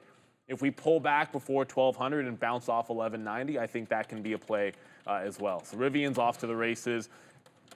We'll see if we can get some out in front of pre-market high. If it breaks out the top here in Rivian, the pre-market high, you still got trouble with 1150. So I think it's a cover at 1150 on NVIDIA. Let's go to Adara. We have ARM here, ARM, this one up over 4%. Strongest volume candle of the day so far. Not seeing any news on this, but lots of social media attention on Twitter, especially for ARM right now. If I see anything more on this move, I'll let you guys know. Yeah, we're ARM is amazing. We just got out some more intels as it's at 50. Like what?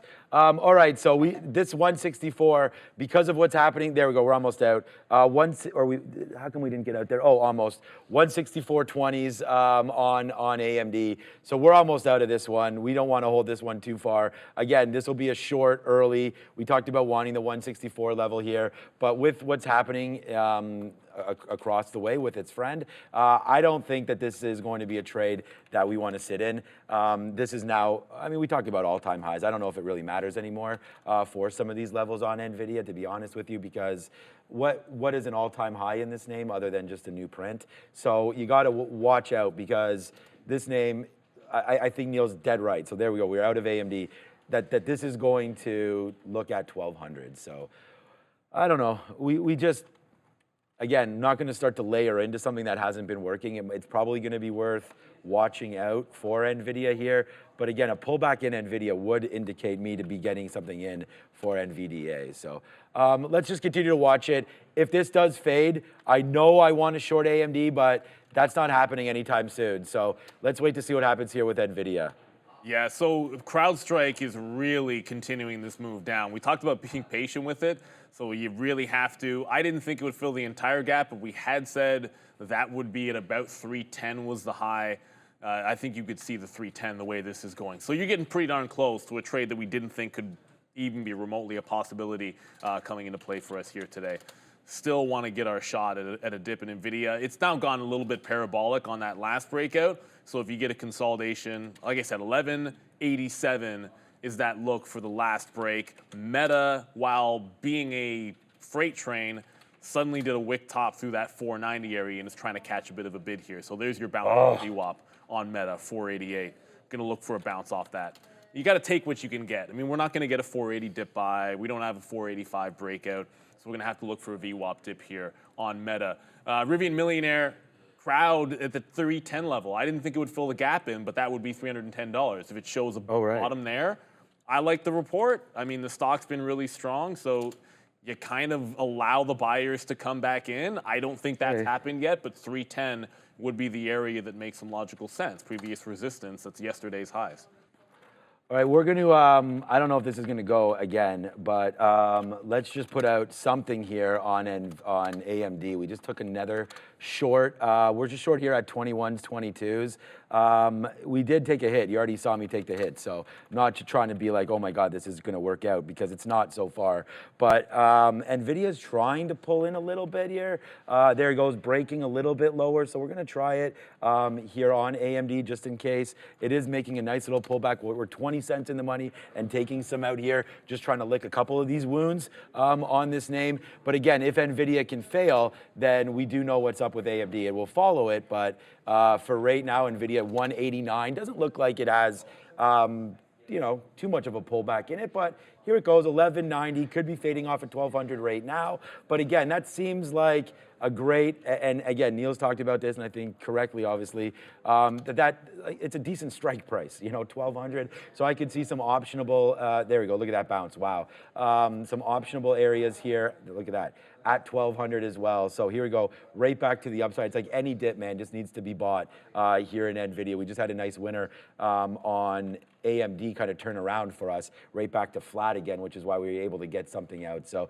last shot there, probably no more. AMD is super hot, so is NVIDIA. 1200, wait for that or nothing else, in my opinion. Oh, yes, well, I wanted 87s. We're not going to get that anytime soon. But there is something, shout out in the chat, I was just scanning chip names that might have done something weak, and Micron got put in there for a rejection at 30. That's what a rejection at 30 looks like.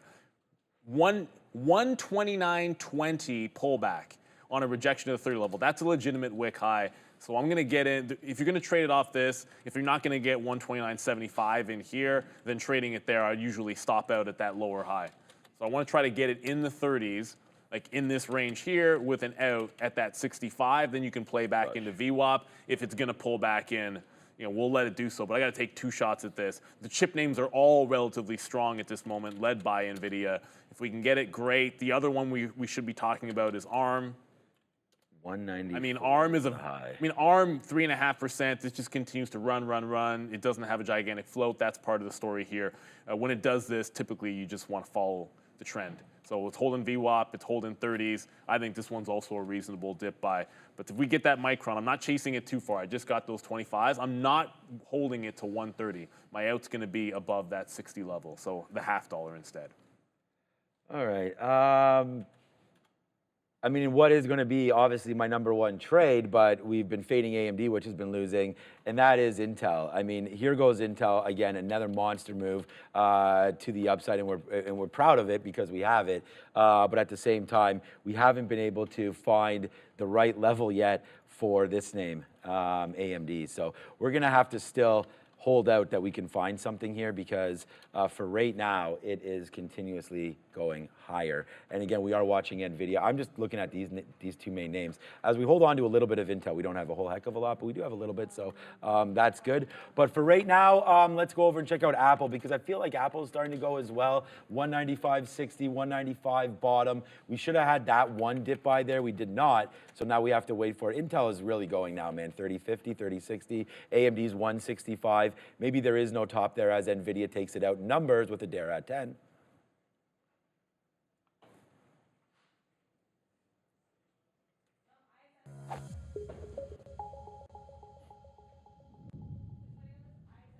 We're looking for ISM services PMI, services business activity, services employment, new orders, and prices. We did get that services PMI here coming in 53.8, so higher than the expected 50.8. Services business activity 61.2, higher than 53 expected. Employment 47.1 versus 47.2, slightly lower than expected for employment. New orders 54.1 versus the estimate of 53.2, slightly higher. And last but not least, services prices lower, 58.1 versus the estimate of 59. A little bit of a move down here on the S&P 500 as a reaction to that. We've had a lot of midday moves, exciting news here. SNOW, AAP, BROS among the names getting some early morning headlines, so lots to keep an eye on here in these markets. We also have TSM here to the upside on some catalysts. This one up about 5.5%. Vanguard joint venture here in Singapore for TSM for these chips. So nice look for Taiwan Semi. We also have CrowdStrike initially moving up and now trailing a little bit lower in earnings. They did beat across the board and raise guidance, but a couple analysts here, including Wedbush and Mizuho, lowering the price targets for CRWD. So interesting look. Lots of names to keep an eye on though today, guys. It sure is, yeah. Well, that's a Bunch bit of of numbers there. Yeah, that's a bit of a rejection of the top there. On several names, I mean, not NVIDIA, but everything else seemed like it did so on that number. Micron tagged the 1-to-1 at VWAP in here. We got 128.60, so about 65 cents. 65 cents we'll take on it. It's not quite 1-to-1 because my stop was here, so we're risking 45 cents. If we get 120, look, you know what? Let it go to the low. If reaction to that number is a pullback, I think the low of the day can be in play. Everything seemed like it made a bit of a top and pull back. Trust me, NVIDIA did pull back $4 on that number. It just didn't hold down there. It's right back up at the highs. That 1,200 seems like a foregone conclusion. We're now within $10 of it, which, I mean, that's like a percentage point. So it's really not going to take much for it to make that final push on NVIDIA and take out that $1,200 level. We did mention that we took the hit on GameStop on that initial dip buy. It's right back above the 28 level. Held VWAP, so I guess VWAP can be a thing. We did like VWAP in the afternoon yesterday. That's what gave us our win, was bouncing off of VWAP. I think we'll have to look for that next time through. So it's going to be NVIDIA 1,200 any second now. Micron holding lower as the market goes higher, so that would be a good sign. Like, find a stock that rejected something, get in on the way back down. But if the chips keep going higher, I mean, we know how this story is likely to end, right? Like, at some point, if we just keep going up, Micron's not going to stay down forever. It's just going to follow its cohorts eventually. Yep. Oh, yeah, that's, I think that's... I mean, everything's up. ASML, TSM, AMAT, it's just like everything. There is this, okay, so there's this other stock which is halting every 5 seconds, and it's NVDA, 2060, good volume, but the tap for this is actually lower. So it's in a halt, but they're tapping $1.27 to the downside. So if you're trading this NVDA, it can't seem to stay open. There's been 3 halts already. This one indicating a move to the downside. So just be careful with it. All right, so we're still watching everything, but we just took some more out of Intel up here at this level. We're short back into Tesla right now. we'll see what this name does, because again, it's under, okay, here it's coming back in. So we flipped up the script again, underneath VWAP. I was just like, we just talked about here, you can't see it, there it is right there. Trading a weaker name. So I wanted to get into something that, Neil mentioned, look for something to possibly fade there. We went over to Tesla, found it. We knew it was a little weaker. We had already lost on the long. So we went over here, and now we're bidding some 50s. See if we get something out into the 50s in case we do get a lower print here. There it is. Yes, sir. That's a nice little trade there on that, as now AMD wants to go to the downside. AMD right now falling just a little bit through 164 off that 165 top. So we battled with demons here at 164. Let's see what winds up happening now. Good move to the downside. What's up, Adara? Going over those numbers again, we did get ISM services numbers across the board here. ISM services PMI coming in actually the highest in 9 months, higher than expected, 53.8 versus 50.8, which was the estimate. We also had ISM services business activity higher than expected, 61.2 versus 53 estimate. Also higher than expected was the ISM services new orders, 54.1 versus 53.2 estimate. We also had 2 numbers lower than expected. Those are going to be ISM services employment at 47.1, slightly below the estimate of 47.2. And also ISM services price is 58.1 versus the consensus estimate of 59. So those are the numbers we got there. But the main one, ISM services PMI, much higher than expected and actually at a 9-month high there, guys. There we go. And still holding the tops. Even with this pullback, still holding the tops on NVIDIA. I keep looking up and it doesn't want to dip down. We're breaking VWAP on Micron. Pullback, yeah. I'm going to get, the way this market's going, I feel like if you get the lows, you should just take them. So we're going to go ahead and do that. Just back over to CrowdStrike. We're kind of going everywhere. CrowdStrike never got to 310. It's trying to form a bottom. It looks like this 315 level. So if it can level off, do the old smiley face thing or double bottom action, might have a look at the 315 on CrowdStrike. Of course, great report. Filling the gap in, it was up double digits, 11%, now only up 4% is CrowdStrike, looking pretty good. K-Debs in the chat, this is why I love this community. Forgot about Novavax, and that is continuing to squeeze. So the squeeze du jour, Novavax up 11%. Fundamentally, this has probably been the better squeeze the last couple of weeks. All the attention's gone to GameStop, but you tell me which one's performing better in the last couple of weeks. I'd say it's NVAX by a long shot because you've never been in trouble if you've been involved in this one. Trying to take on the $20 level here in NVAX. Congrats to anybody long in this one. Rivian is pulling back.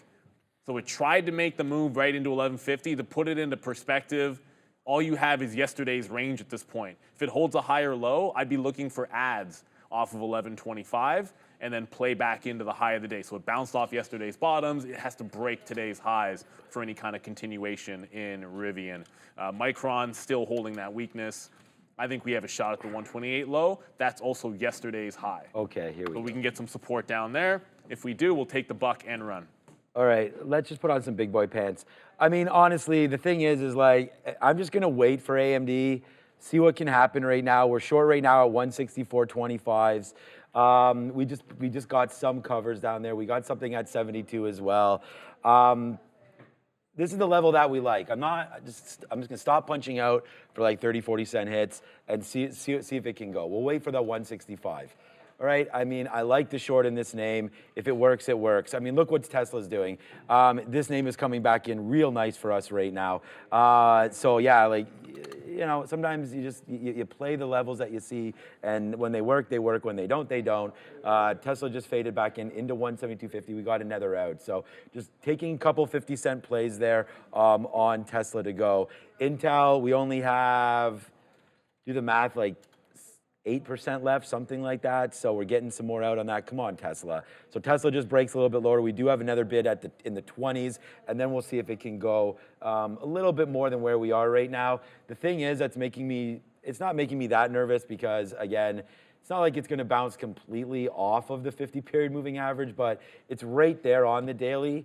A break lower would be real nice. So let's see if that could happen, but we'll get something out at 172 anyway. So 172.20, we've been getting it out. We're actually out of half right now in and around this area for 40, 50 cents. So actually a little bit less than half, 40, 50 cents on that one. All right, so in what was a good short there for a minute. See, we're not really averaging back into this AMD. We have the shares that we want. We'll take a little bit more up here at 75, but at the end of the day, oh, Oh, we just missed our 75. Did we? Yes, we did. All right, let's just punch a little bit. Okay, well, we got it. All right, so there it is. All right, we don't have to punch anything. We're just going to wait. If it breaks 165, then it's another L, but at least we waited for this one to come up. We have a much better price right now than we had at the past. So hopefully this will fade in a little bit, and then we don't have to like punch out for, again, small losses on bigger shares. Let's see if we can get this to pull back just a little bit now into 164. So good recovery here for us on AMD, but it's still got to go lower, and NVIDIA's not. So that might be the thing right there. NVIDIA looking at 1195 right now. It's getting close. 1200 is in the. Come on, it's AB, got it just in its pull a sights little here. bit. As it breaks higher, I think this is probably the spot. I'm going to put the trail in. If we can't go any further here on Micron, I don't want this. If we get to 1200, I just feel like you're going to get a turn, and it's going to be a major event. And that if we fail 1200 on NVIDIA, there's going to be opportunities to fade some of the chip names if there's a failure at that level. So what I'm going to do is trail this back into the quarters. I'm still going to hold for the low, but I don't want this getting back to VWAP on me. So you are getting that nice little dip. Rivian's also pulled. What the heck, GameStop? Okay, 29 on GameStop. This is Boom. run. I'll have a look at 30 when it gets there, but there's some size on the 29 offer of GameStop. Yeah, it's starting to make a bit of a move there on GameStop, and a pullback in NVIDIA is happening. That NVDA is still halting back and forth. I wouldn't touch that. I think if you're looking at Novavax and GameStop, those are trending and giving you much better opportunities than something that's halting every 2 or 3 minutes like that NVDA. So they blew through the 29 level. There was some size there. I suppose 30 is going to be inbound. 32 was a big resistance the other day. So there's still 10% worth of room here if I can find another entry. I only wanted the dip and not the break, but we got it on the front end. Like as it's coming down instead of catching it on the other way. So we always talk about this. You get that FOMO. You got to have it here, or even here. Getting it on that way back in, not the way to go if you're buying that dip. Yeah, I'm starting to get a little frustrated myself with some of this back and. I'm not muted, no. Trying to get some of this back and forth. You didn't say muted, did you? Who? Oh no, Fabian's talking to somebody else. Oh my God. Okay, 1190. I was like, I'm not muted. 1190 there, just held again for NVIDIA, back up to 1195. So, and what I'm getting frustrated in, I am hearing voices. Oh no, I've been hearing voices for many, many years. All right, so right now AMD, nice downside move. I don't know. So we're putting some more bids out here. We're capturing profit now. I mean, we could go positive on this name. It just needs to come back a little bit. We're bidding 35s now as well. There it is, 40 cents of the money if we get that pullback. And you see this is a nice pullback right now, and NVIDIA's not really pulling back. So these stocks are not the same. They're not even. I thought I could look at one and play one off of the other. That's not what's happening at all today, and it's been a mistake to do that. So we'll get some more out on NVIDIA, on AMD here. Like I said, we got a better price. We could start taking some out and getting some of this profit back in. So there goes NVIDIA. There it goes. It's about to get the highs again. And as you can see, good outs there on AMD. So these two are not alike, but NVIDIA is the name, Neil. I mean, it just keeps on going. It's an absolute rocket ship. The strength that's in this name is obviously pretty ridiculous. All right, GameStop 2950. Still, there hasn't been a dip. There hasn't been a consolidation. I don't want to FOMO this one. You know, anytime like your red stock is long something that's squeezing to the upside, it's really easy to get that FOMO. So like everything else has been good. It's just like how did you take a long in GameStop and lose today? It's timing. And so the timing was bad, so the timing has to be better if I get another long. That's just all you can do about it, right? So, you know, you just have to calm down. It's the same thing with NVIDIA. We didn't get the look that we wanted off the open. Now all of a sudden it's giving consolidations right near that 1200. I don't want to be buying in that $5 range into 1200 because if 1200 fails, you could drop $15, $20 easy on NVIDIA. And it would still be in an upward trend. So you got to be careful with that. I took the profit and ran on Micron. If it gets back up to that 129.5, we'll go ahead and take another shot at that bad boy. So it just broke 30. Yeah, forget about it. At this point, the consolidation on NVIDIA up here just makes the 12 break even better at that point. I wanted to get back over to our IVN, which is trying to hold VWAP. So there's your bounce. Now it's trying to hold VWAP. If I'm going to trail it out underneath 1125, which I will in a situation like this, this is the spot to go ahead and add. So now that it's holding, it's not really standing in front of it on the red. This is catching the consolidation level, which is a much better way to get into a trade. If you're buying the dip, it's better to, after it's bounced, get that higher low as opposed to catching the falling knife, because then there's some buyers supporting your entry point. Yeah, I agree with that. Okay, so we just faded a little bit more on AMD and just covered a little bit more. So I just want everyone to know I am in pure scalp mode right now. We're short at 82s and just trying to cover this over and over and over again here on all of that. Tesla just ripped back up. It took out VWAP, so we'll take the L on that last little piece there as it take out VWAP, so out there on the move back higher. Looks like Tesla does want to go. So right now we just wait for NVIDIA to break that high. And Intel, we took another piece out. It came right back up here. So again, on what was trade idea number 1, seems to be wanting to work out. But AMD and NVIDIA are the plays. So 165, I think 12. I think you're going to have to probably cross like $3 or $4 at least to get the 1200 level. I think you'd only, it depends on the gateway. We have one really good crossing and routing key, which I found even on NVIDIA when it's like $1,000, you're getting it within the first 50 cents. That AJ key is really good. It gives you the fills. I think you can cross it to like 69 or something like, well, okay, fine, you know what I mean. Less than $1, but it's a limit order I'm going to use regardless. You know, this is not a situation where you cross to 10s. It's not Apple. If Apple breaks a key level, you cross 11 cents higher, you're getting filled at 1s or 2s. That's not going to happen on NVIDIA. It looks like we got a decent out there on Micron. It's back into VWAP. It did bounce off 128 and make this wick bottom, pulling back in as it's trying to, as NVIDIA is trying to go up to that 1200. You are getting a little bit of bounce on Micron. If it fails VWAP, I think there's a short that can be had. But I'd like to not be in that short if NVIDIA is breaking out the highs. We'll play that one by ear. Novavax is still going as well. While GameStop, I don't want to say it's failed the 30 break, but that's a pretty big reversal. It got to 30.80 and then right back underneath. This could be like this kind of a dip that we had. So you look for the dip. Once it puts in a higher low, jump in on that higher low. Much better way to get into the long. If you do it that way, you're going to feel a little more confident about it because the buyers have already shown you something. So let's see the same thing on GameStop. If it does, if it doesn't, fair enough, but I'm not chasing up here.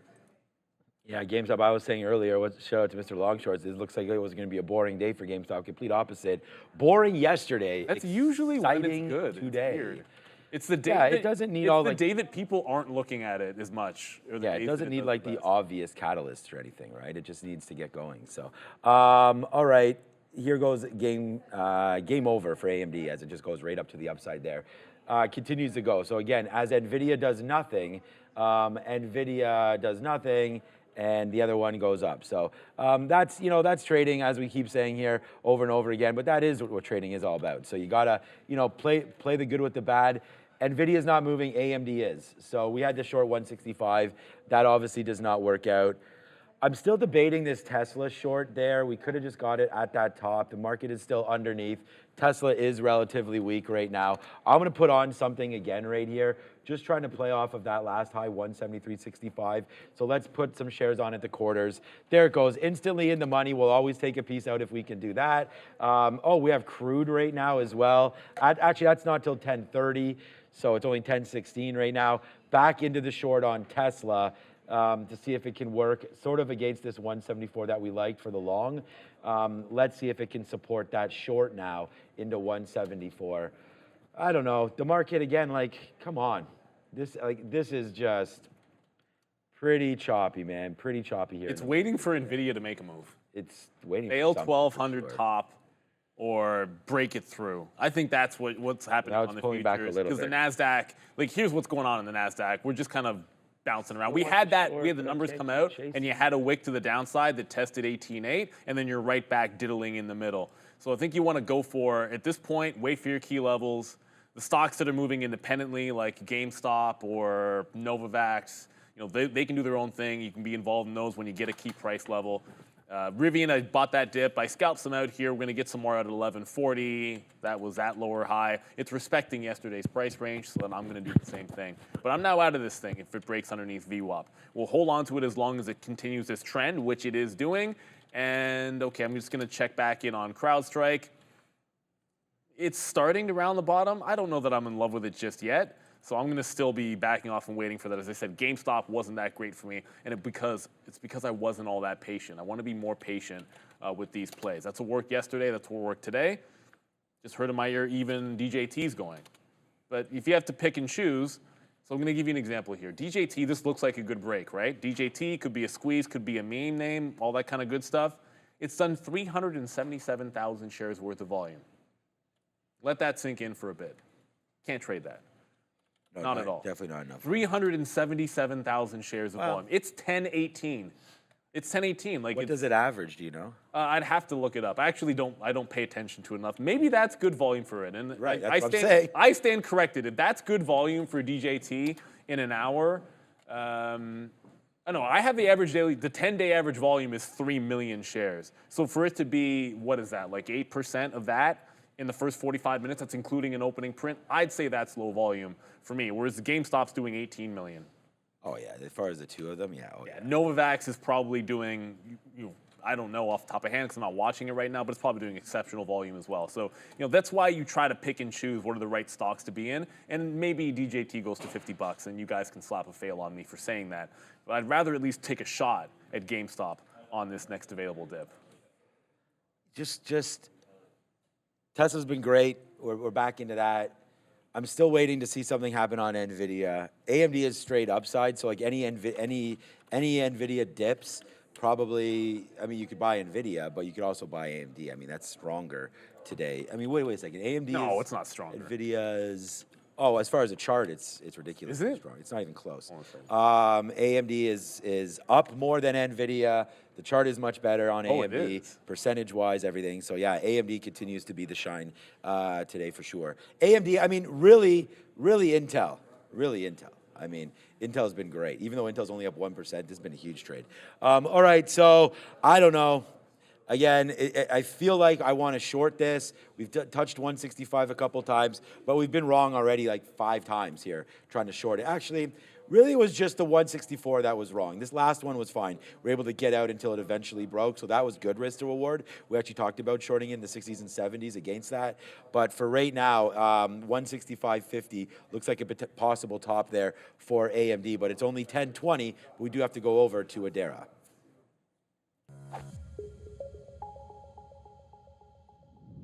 IWM Russell 2000, the small cap ETF here, continuing to trade in some of the same ranges we saw yesterday. That base around 202.10, top of around 202.70. So some of the same levels from yesterday coming into play for the Russell 2000 as of right now. In terms of small cap runners, we're starting off with one that has run in the past, SYTA. As you can see from that daily chart, this one has made moves recently, inking a partnership with JD Telecom to expand its distribution of its D7 handsets. This one does have a pretty small float, about 735,000 shares, and about a short float percentage of about 7%. So pretty significant short float and small float for SYTA. Next one here, NVDA, Nuve. Not seeing any news on this one, but it's penny stock. Sorry, again, this one has run before. Market cap about 3.52 million, sorry. And last but not least, Moving Image Technologies, MITQ. This one up about 62%, getting a multi-million-dollar contract for this Alamo Drafthouse Cinema in Indianapolis. So nice look here for MITQ. Lots of names to look at here today, guys. MITQ. Yeah, there's a lot of them. I have a Halt scanner up, and it's been popping off. Some floaters. ASNS, NVVE, all those bad boys to the upside. Oh, well, up, down, round and round, all that good stuff. There's just a little something for everybody today, I do think, and you want to be in the pocket. I don't think this is the kind of day where, I don't want to jump around too much from symbols that we didn't have in our plan. Novavax just made a fresh high. I am in GameStop, but I just want to show, we're making another run at the high of the day here on Rivian. So Rivian failed this top, not just this morning, it failed it twice yesterday. I'm looking to hold through. We bought the dip into VWAP, we bought the dip into yesterday's bombs. I'm looking to hold through a blow through of that high. So if it can do it, I'm here for it. Just acknowledge that it's already failed it twice. GameStop just made a bounce off 29 even. So there's your, there's your let it bounce moment. And if it does a consolidation like this one where you bounce and then higher low, I think there's an add spot in there. But until it does so, I don't want to be adding to that position. So we'll see what happens. I mean, it's still failing off that $30 level. And despite the fact that AMD is clearly, you're right, it's stronger. I haven't been looking at it. I've been staring at the chart of NVIDIA the entire time because it's NVIDIA. You have the same high here, 1195, for like a half an hour now on NVIDIA. Just going sideways with higher lows into a flat top, technically even the 96 level. I don't wonder, I'm gonna buck this a little bit and just say, I'm gonna take a shot with the 96 break into 1200 and see if it's like a scalp into the 1200, give it to like 95 on NVIDIA. Like that is a heck of a consolidation in a stock that everyone's looking long in, and it just doesn't seem to want to go any higher. And the longer something coils, like you can take a 1200 break, but if it's showing you the resistance is right here at 95 half, 96, might as well just take a 96 break too. Yeah, I mean, that's what I'm thinking. Well, I'm staring at 1200 and it just might not even happen. Yeah, I mean, it's funny. Who would have thought that, like that comment that I made about how GameStop is boring and, you know, NVIDIA would be doing something. It's like the complete opposite there goes breaking through 196 right now. I didn't even get the order right. Okay, so there it is, NVIDIA. Let's go over and have a quick look at it as it does take out 1196 right now and trying to go higher through that level. Watch out for 1200 coming in very, very soon now for NVIDIA. So there it is, 1196 and change. Yeah, taking out highs. So there goes AMD as well through 166 or close enough. It just touched 165.99 on that one. Intel trying to do its own thing. There goes NVIDIA.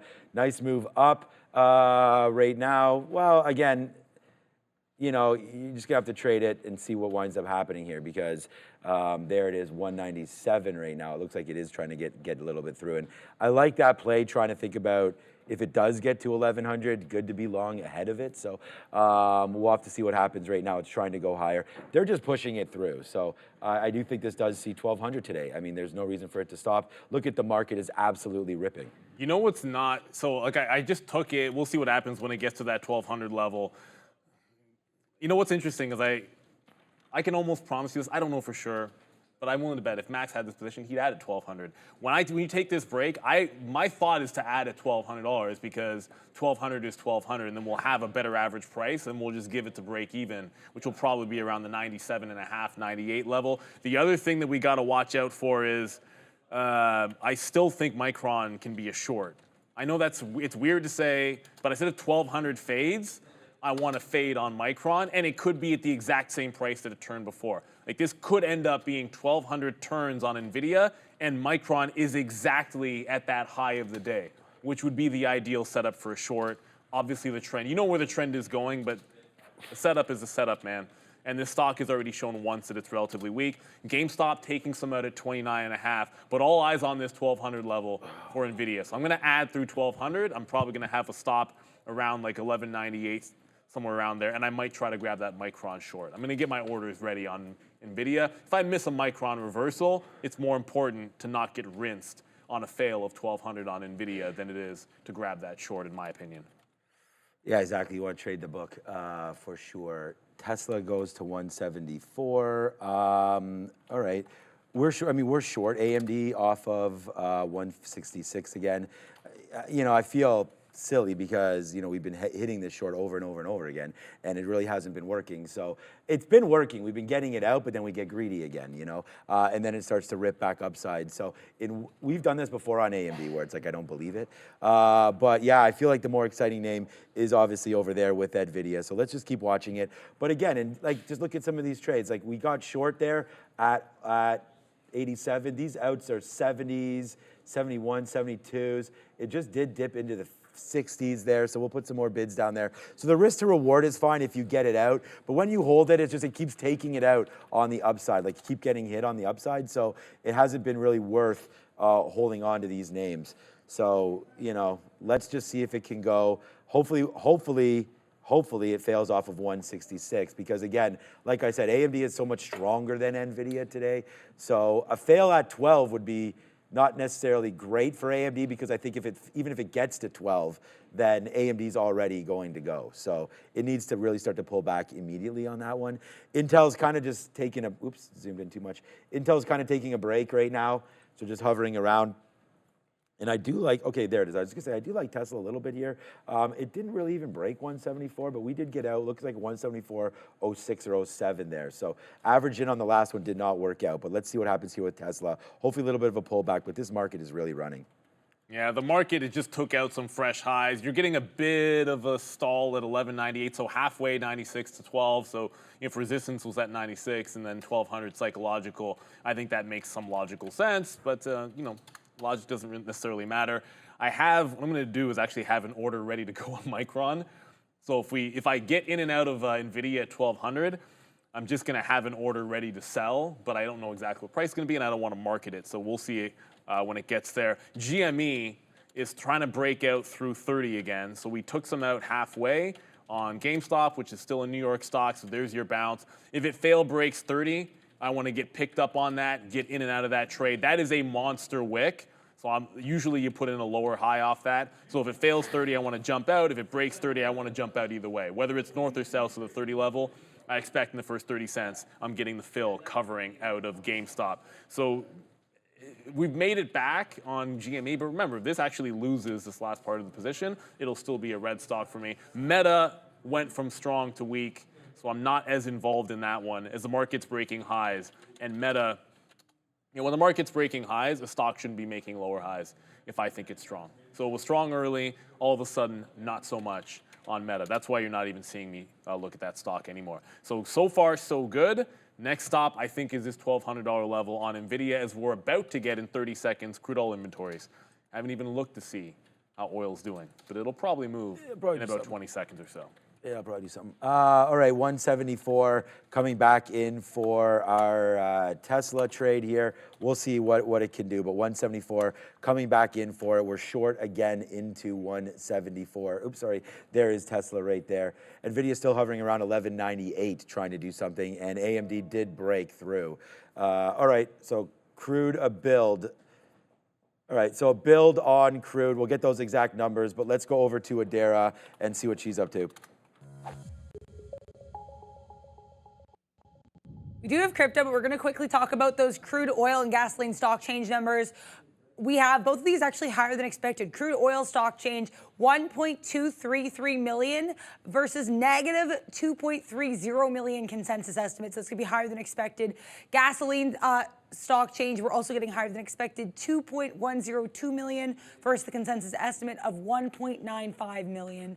In terms of crypto here, we have Riot Platform on watch. A lot of these other miners trading lower as well, with Carousel Capital issuing this short report saying that they are actually, quote, waging a war against all of the miners and also going long Bitcoin as a hedge. So pretty scathing note and report here on RIOT from Carousel Capital, moving some of these other miners to the downside as well. In terms of Bitcoin itself here, we have BTC on the daily chart edging back towards that previous high, that resistance level around 72,000. Yesterday, we did have that nice little pop-up. Looks like we're continuing that strength with our third straight green candle here for BTC. So nice look there. And also a nice look for a lot of these other crypto-related names. Ethereum not doing too much, just below that 3,800 level, but slightly positive on the day. BNB up another 6% after a strong day yesterday. Solana up 3.5%. Ripple about flat on the day. Shiba Inu, though, up about 6.5% almost, and Cardano up about 0.2%. So generally, some nice strength amongst the crypto world right now, guys. That was interesting. So it shouldn't have mattered that it was crude oil inventory, but it was literally when that number came out. You're going to see. Did it break? No, it didn't break. It came right back under and broke the breakout downside on NVIDIA. And at the same moment, I was like, I'm going to have an order ready to go. If at any point I see a curl underneath that 1,200 on NVIDIA, I'm going to go over to Micron and punch short. So I did. Like it was an ultimate psych out because it looked like a good reversal wick. Let's grab the short back into VWAP like worked last time. Threw the stop in there. I had to stop before I got into position, thankfully, because that was instant. It came down, came back. I got the offer, and then I got stopped out almost in seconds. So the next stop is likely 1,200 on NVIDIA, where I'm going to jump back in to that long Rivian, starting to pull back. Oh, and GameStop was the other thing that happened as Adara was talking. I said if it failed 30, I'm out. There is a wick break of 30, got to 20s. I was able to punch 98s very quickly on the way back in. So we're able to get out of that one. It is still trending up. It is still looking pretty solid. And, oh yeah, ARM. I know there's one other name that we should be talking about. ARM, very much still going, much like all these chip names. So we're about $1 away from 1,200 on NVIDIA. That's likely to get taken out. And ARM, look at that trend to the upside. It is absolutely gorgeous.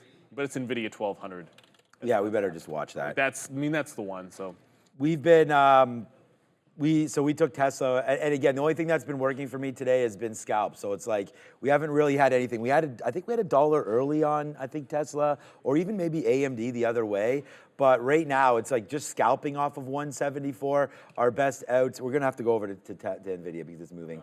73s, so it's like we're just getting 20 cents. We're only trying to give it to 20 cents anyway, so okay, here we go. NVIDIA, let's go watch this. Congratulations everybody that believed in this name for the last $1.5 trillion over the last month. It's still going. So here we go. Let's watch out. Here goes NVIDIA, right up to $1,200 again. So not again, but just continuously moving higher right there as AMD is at 167.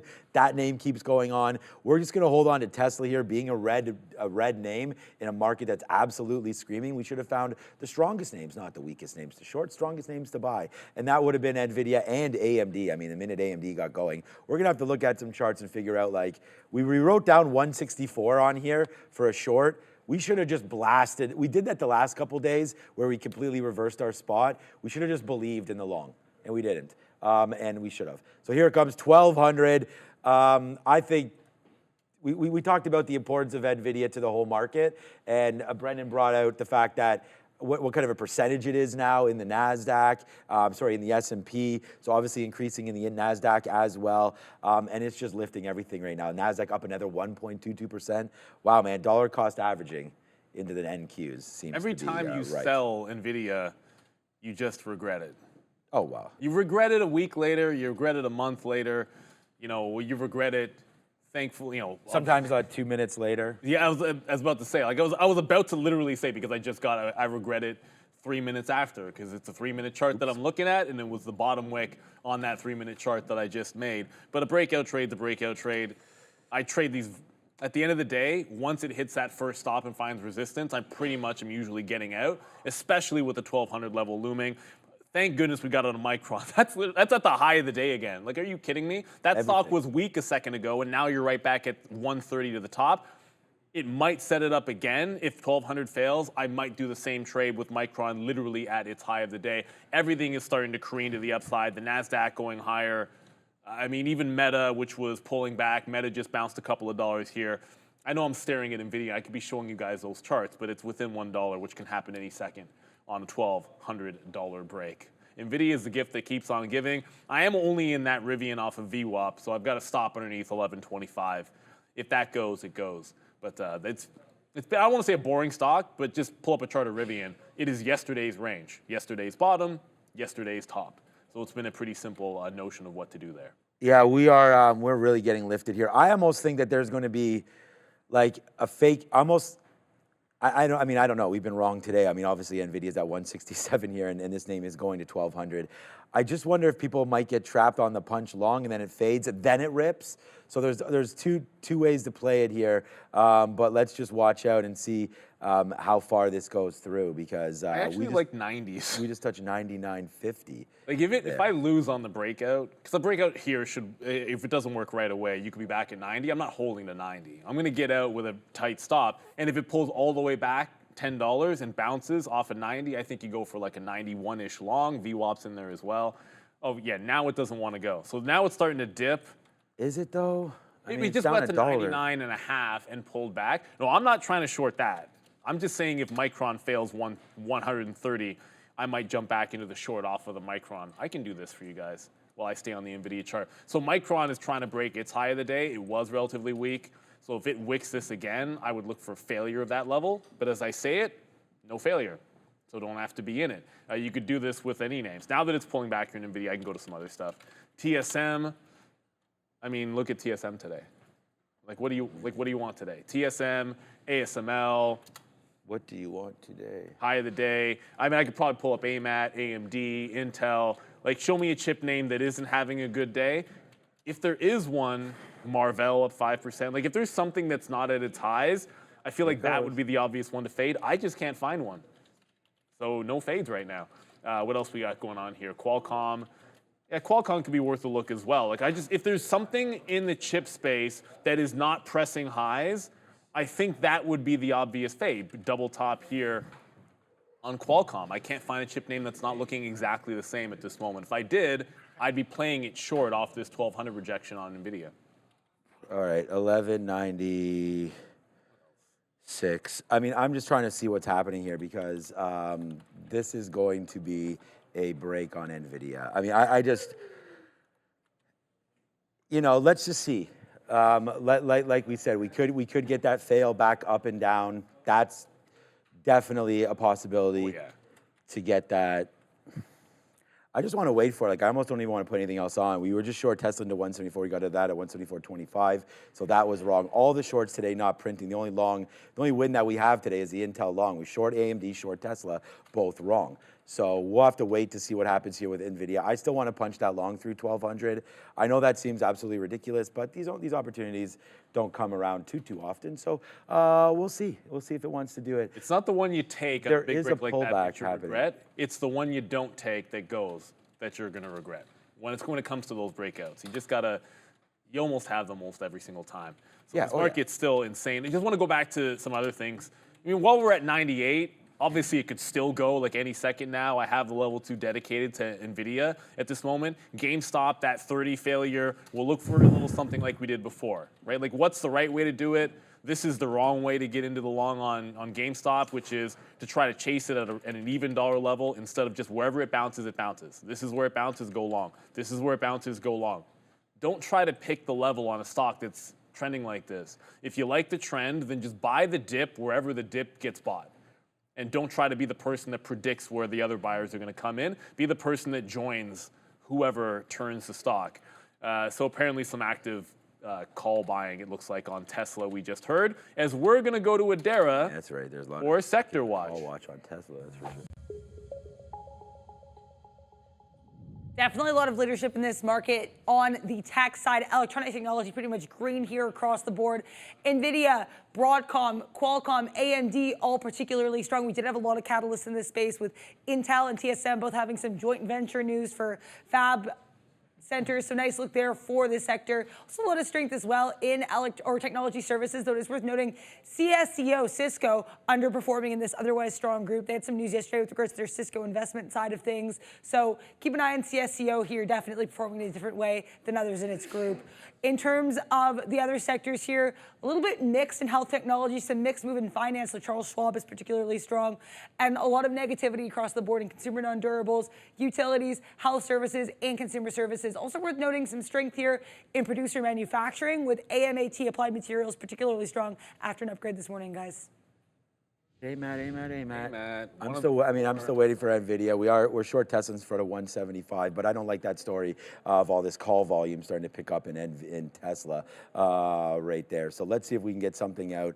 Again, we've just been picking our spots here, but every time it's gone higher. So it's not like it's pulling back at all. So we're going to see if we can get see, like right there, I'm bidding 50s. It stops at 60s. All right, well, let's see. If Tesla gives us 50s, we'll get some out. It's 25 cents either way, right? Stop at 175, bid it at 174.50. See if we can get 50 cents one way or the other. I still want to look at this because I feel that they're just going to be connected, right? Like if Tesla goes, if NVIDIA goes, then it probably takes the market, takes Tesla with it, so on and so forth. We get some out there on Tesla as it breaks through, or down into 50, sorry. Right now I was bidding some 60s and 50s. Oh, we actually get the 50s there on Tesla. Okay, hold on, let's just go back to it because it looks like NVIDIA's not doing much. So there's the 50 fill there on Tesla. So again, we were long early, that was wrong. Then the shorts were actually fine. We really just net lost here on that first long, but then we just came up to the 200 period and wanted to short it again, but very, very nervous about what's happening with NVIDIA. So I'm just gonna stay on here and see if we do get a 1200 break and trade out of this Tesla move. So with Tesla, obviously getting dragged up by Tesla is Rivian. They did the same thing earlier. It dipped with Tesla. It's going to end up, I think it's going to end up ripping with it as well if it does. But if we fail the top again, no holding back into VWAP. If it fails at 50, we're just going to trail it to like 45 or something. If it's as simple as yesterday's range is being played, then if yesterday's high holds twice or three times, then we're just going to get out of it.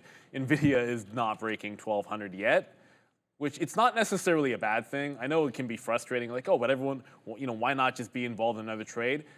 when you're day trading, like that breakout trade where you get that initial move up, like you punch in, you can like sometimes immediately offer half out, get like $1 or $2, and then hold the rest. It's a unique opportunity because there's all that liquidity there. But it is, so there's 11.99 half is the current high. This order here is like just a stop limit above the price. That's why it actually shows up on level 2. And you're putting in a lower high right now. So there is some chance that it is pulling back. And I said if it did, I was looking for something to fade.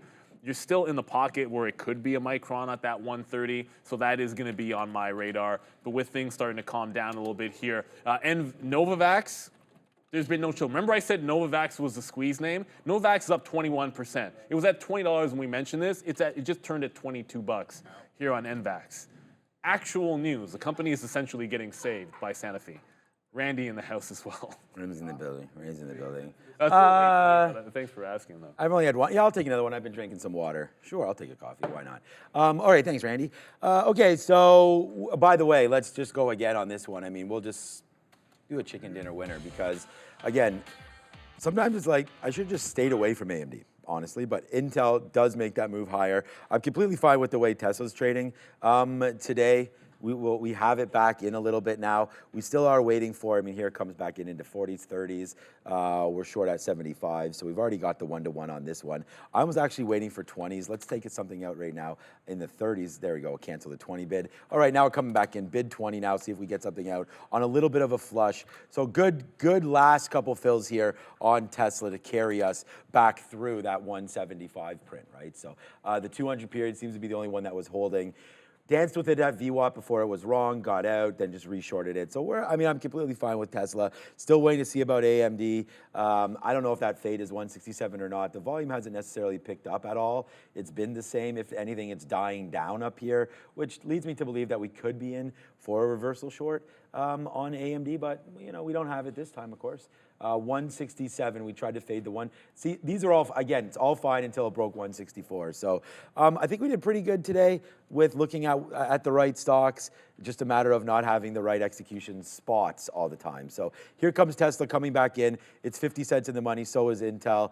One's raw, one's long, one's short. It's 10:45, still a little bit of time left before we throw over to the midday. GME I got a still dollar at 30, says. or? I got a dollar says Nvidia breaks 1200 on the midday show because that's just, yeah. It feels inevitable at this point that the longer you stare at it, the more it just doesn't want to make that break. But whenever it happens, it happens. It feels like waiting for an IPO to open at this point, where you just maybe it'll be 1 o'clock. But shout out in the chat. I just, what I love about this, and Manuel Palma. First of all, if you like the show, like the show.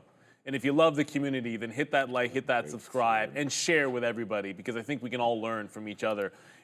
Clearly, I was looking for names that are weak, and I was only looking at chip names. Alphabet, as the market's at the high, what's it doing? Then look at the NASDAQ. The NASDAQ's breaking tops and running higher. I can zoom it out, and it looks even better than that zoomed in on a 15-minute, but you're breaking VWAP and you're breaking support on Alphabet. If we're going to turn here, this would be like a VWAP retracement short on a stock which has already shown some signs of weakness. So Alphabet, if we do fail 1200 and we start careening down, this could be a nice little fade off of VWAP here. Go long strong stocks, short weak stocks. I remember hearing that really early. It's not the easiest thing to do, because I'll tell you what happens. As the stock's screaming up, what's going to scream up to? Resistance. And if you like support and resistance, then you are going to be short some weak stocks. But if you can find setups that also work, with the direction of the move, all the better. So we'll see if that can happen. GameStop trying to put in another higher low here. I'm going to go for 29.20s if it can hold another higher low here on GameStop. AMD's really pulling back. Like that 164 might actually wind up being completely fine. Oh man, just pulled back through 166. This was our last shorting spot as well. So now again, remember I told you they're not acting alike. NVIDIA is sleeping right now, 197, just doing nothing. And AMD, okay, AMD is $165 and just moved $2. NVIDIA is a $1,200 name and can't move 50 cents. So I just think that, like, you know, this is why it's important to figure out what names you're trading, what levels you like. Like this is an example, right? 167 was the high, 167.17. So you're down now $1.50 from that level. Meanwhile, AMD is in that same time period down about 75 cents. Okay, here it comes. Trying to get back upside right now. So we still are long Intel, but a smaller spot on that. And we'll wait to see what happens with NVIDIA. It'll break. I mean, I think it'll most likely break before the midday. I think it's going to break right now. Here comes 11.99. So let's watch out. We'll try to get the long on NVIDIA through 1200, and that's that. So right now it's trying to hold out again, 11.90 and change. And guess what's happening with AMD? AMD is still going down. So there you go. NVIDIA just pops up $1. NVIDIA just drops into the 50-period moving, or AMD drops into the 50-period moving average. So yeah, they're not close. NVIDIA has all the love right now. So here it goes, 1200. I'm assuming we're breaking just in the next 90 seconds. Like every time I stare at it, I think the same thing. It doesn't want to go. I'm back into, and I said I would do this if we curled again. And if we got to 99, it was at that imminent moment where NVIDIA looked like it was going to break, and then there's your setup.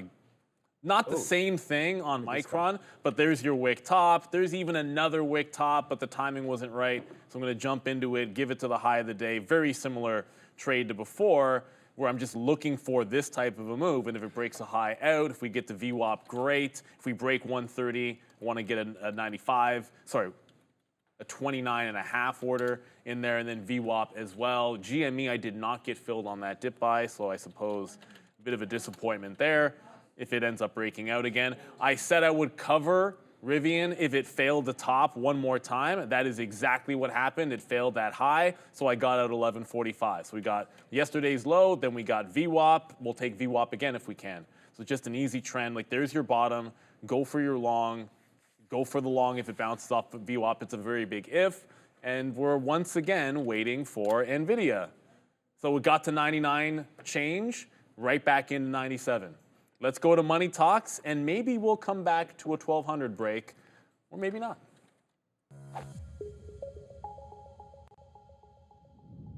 DXY continuing in its downward trend that we've kind of been seeing since mid-April, after making the double top, continuing to go a little bit lower here, slightly below the previous support area of a little bit of a bounce here at around 104.40 right now for the DXY on that daily chart. We had some economic data. Crucially, the ISM non-manufacturing PMI for May. This came in much higher than expected, actually 9-month high at 53.8, above the estimate of 51. We also did have that global services PMI coming in a little bit earlier today, exactly in line with expectations, 54.8 versus the estimate of 54.8. Tomorrow we do get some more economic data in that labor space, including those initial jobless claims and labor costs. And then on Friday, we're going to be getting pretty key data here, NFP, or non-farm payrolls. So lots of labor-related data on the horizon. Also worth noting here, I have the Canadian dollar to the USD relationship here. This one's been within a range over the last few weeks, but we are moving a little bit lower on the CAD after we got a rate cut from Canada, cutting rates by 0.25%. Also, Bank of Canada Governor Tiff Macklem saying that they're going to be taking decisions one meeting at a time with regards to further rate cuts. Also said that he has no interest in moving in lockstep with the Fed in the U.S. They'll be moving solely based on data they're seeing. One last note as well, if you're looking at Coinbase or COIN, they just announced that they have their new smart wallets being launched. So keep an eye on COIN, guys. Yeah, I did hear something about Coinbase right there. Okay, 1 minute until the Boeing Starliner spacecraft launch, so that should be exciting for anybody interested in that. All right, so Tesla, again, nothing to do with Boeing, but we'll wait to see what happens if this can continue to pull back. 174, 173.50 coming into play there. Intel still doing nothing, and neither is AMD or NVIDIA at these levels. So keep saying it's going to break, and the break is imminent, but nope. I guess it's just, I think it's just one of those things where everyone is just like, do we really want to buy this top? And do we really want to buy it up here? And, eventually some sort of an algo or someone's going to have to turn something on, I guess, to get going. It's an expensive stock to move. because it's $1,200 and there's a lot of dark pool action. So it's going to take, there it comes. It's going to take a lot more than one order. Now it's really pulling back. To break this. The unfortunate, I mean, it's unfortunate for me for trading, but I feel like it's fortunate for me in many other ways, because today we go ahead and film our second episode right now of the Freedom and Wealth podcast. So go check it out. A couple fun things here. Day trading debunked, becoming a trader, some different talks here. Freedom and Wealth podcast. We go today. Brendan and I are going to film that up, and it should be a lot of fun. You know, talking about, well, I'll tell you after what we're talking about. But right now, 800 subscribers, get it going. First video was well received for sure, over 1.4K views. So we almost doubled the views as the subscribers. So go over there, subscribe, see if you like the Freedom and Wealth podcast. So the reason why I bring that up is that I'm not going to sit here with an order to trade through on NVIDIA. Yeah, clearly. So we'll see what happens right there. If it breaks through 1,200, it breaks through 1,200. But for now, we're going to have to wait on NVIDIA and a 1,200 break. I'm going to have to cancel that order. But good luck to everybody that takes it. I still like it, and I'm here to take it. It has to happen in the next 7 minutes or so. Yeah, look, there's actually a possibility. It's possible it doesn't break it at all. Like, what if, like, it finds this top and the market turns? Like, we could be staring at 1185. I still think there's a decent chance. I'm gonna try to sit in the desk. Maybe I'll go to the bathroom and then it'll make the break. But I'm canceling my order if I get up to go to the bathroom. Same thing with an IPO. I missed an open of an IPO once. I'm like, oh, let's run, grab food. Came back, IPO opened up. GameStop did the same pattern. I just want to make sure everybody sort of sees this, right? There's something I say all the time, like, get something on the front end or the back end. Try to be reactive, not predictive. Predictive entry, 28's going to hold. You heard me say, look to see if 28 holds. Look to see if 28 holds. Didn't look, just did it, and it lost. 29 ends up bouncing, but it breaks it. So if you did the same thing here, I'd be long 29.15 and just getting stopped out. Instead, it's like other people are getting stopped out and you're going long. It did the same failure at $30, so I got back out. But I did not get the nice tight fill up here like 29.90s. I actually didn't get out until 29.70. So it's condensing a little bit on GameStop, where you're getting a much tighter range in here. So we'll back off, be a little bit more patient. I think Micron's about to take out the high. So you know what's interesting is all of a sudden, you know, like Micron, whoops, it's a NASDAQ stock. So while Micron couldn't take highs when NVIDIA was breaking, NVIDIA is starting to pull back and Micron wants to take the highs. So we had our entry. We're going to get our first bid down there, 29.6, and then we're going to look for VWAP as well, kind of the same way we did it here. Suddenly you got some strength. If it runs a top, we're just going to jump out of that trade. Do not want to be fighting it too much. And then Boeing, that event starting, let's go Boeing. I mean, all it needs is, it just needs a little love. It needs a pat on the back. It needs some encouraging words. It needs to not have bad news. But the other thing it has to do is break $190.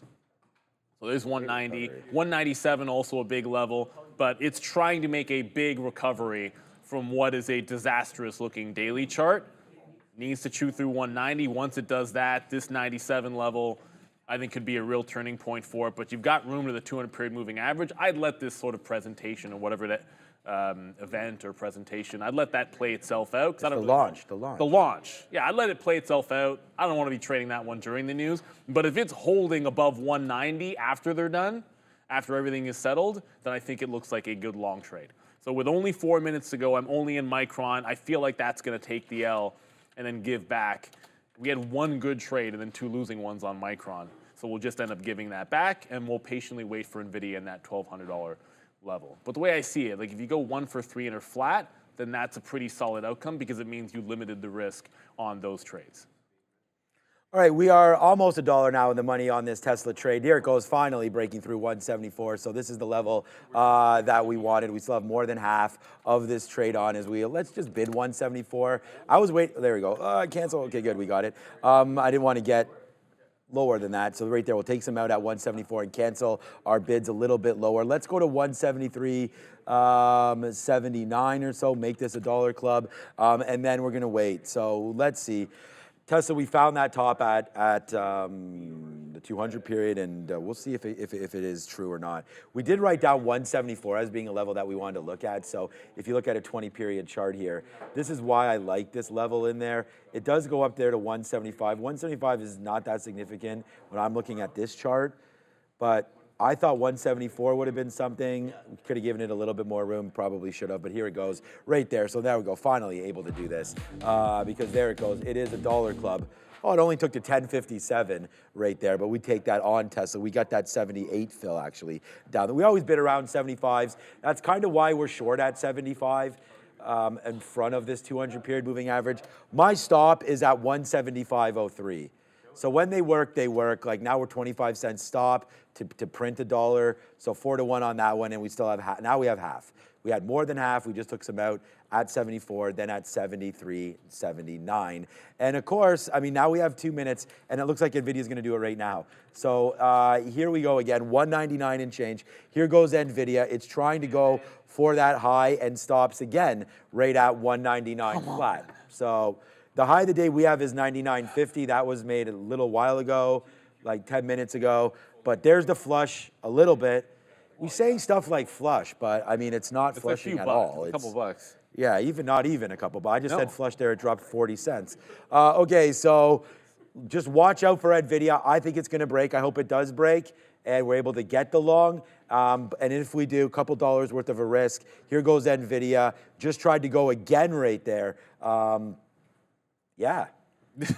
It's like, dude, what's happening? Worth watching. I don't know how to trade it. I'm actually seeing like mini iceberg step up, which is probably profit takers.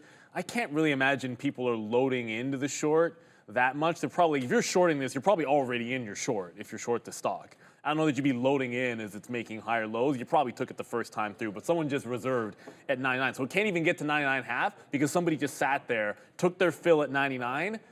It got erased. They just jumped right back on the offer at 99, and it was only for a couple of hundred shares, and it printed, and it was moving too fast for me to make a count, but it printed several thousand shares, I think, at that 11.99, much bigger. So that's how I know it was an iceberg order. So with only 30 seconds to go, I can pull away from it. I just want to quickly go back to GameStop for you guys, and then I want to get to this. GameStop's still holding a lower high. Micron just took out the top, so we'll slap the fail on that. We'll be flat on Micron, 1 for 3, and flat I think isn't a bad outcome. And then I wanted to get to Novavax, because Novavax was absolutely flying. There was, right as Randy came by, it did a big dip.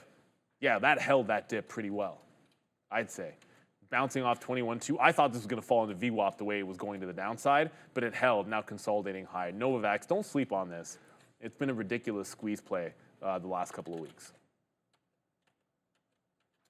Oh, it's 11 o'clock. I mean, that's not why I paused. I mean, I'm trying to wait for this. And might happen. Look, I think we could probably.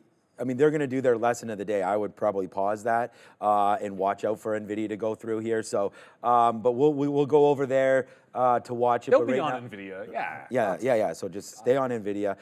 There it goes, 1,200. We'll wait to see what happens. But for now, thank you so much for watching. We have the Tesla short. Nothing else there for Neil. So I have Intel long, Tesla short. There goes NVIDIA. It's going to break 1,200. See you on the other side. Ciao. Go. What is up, beautiful people? Welcome.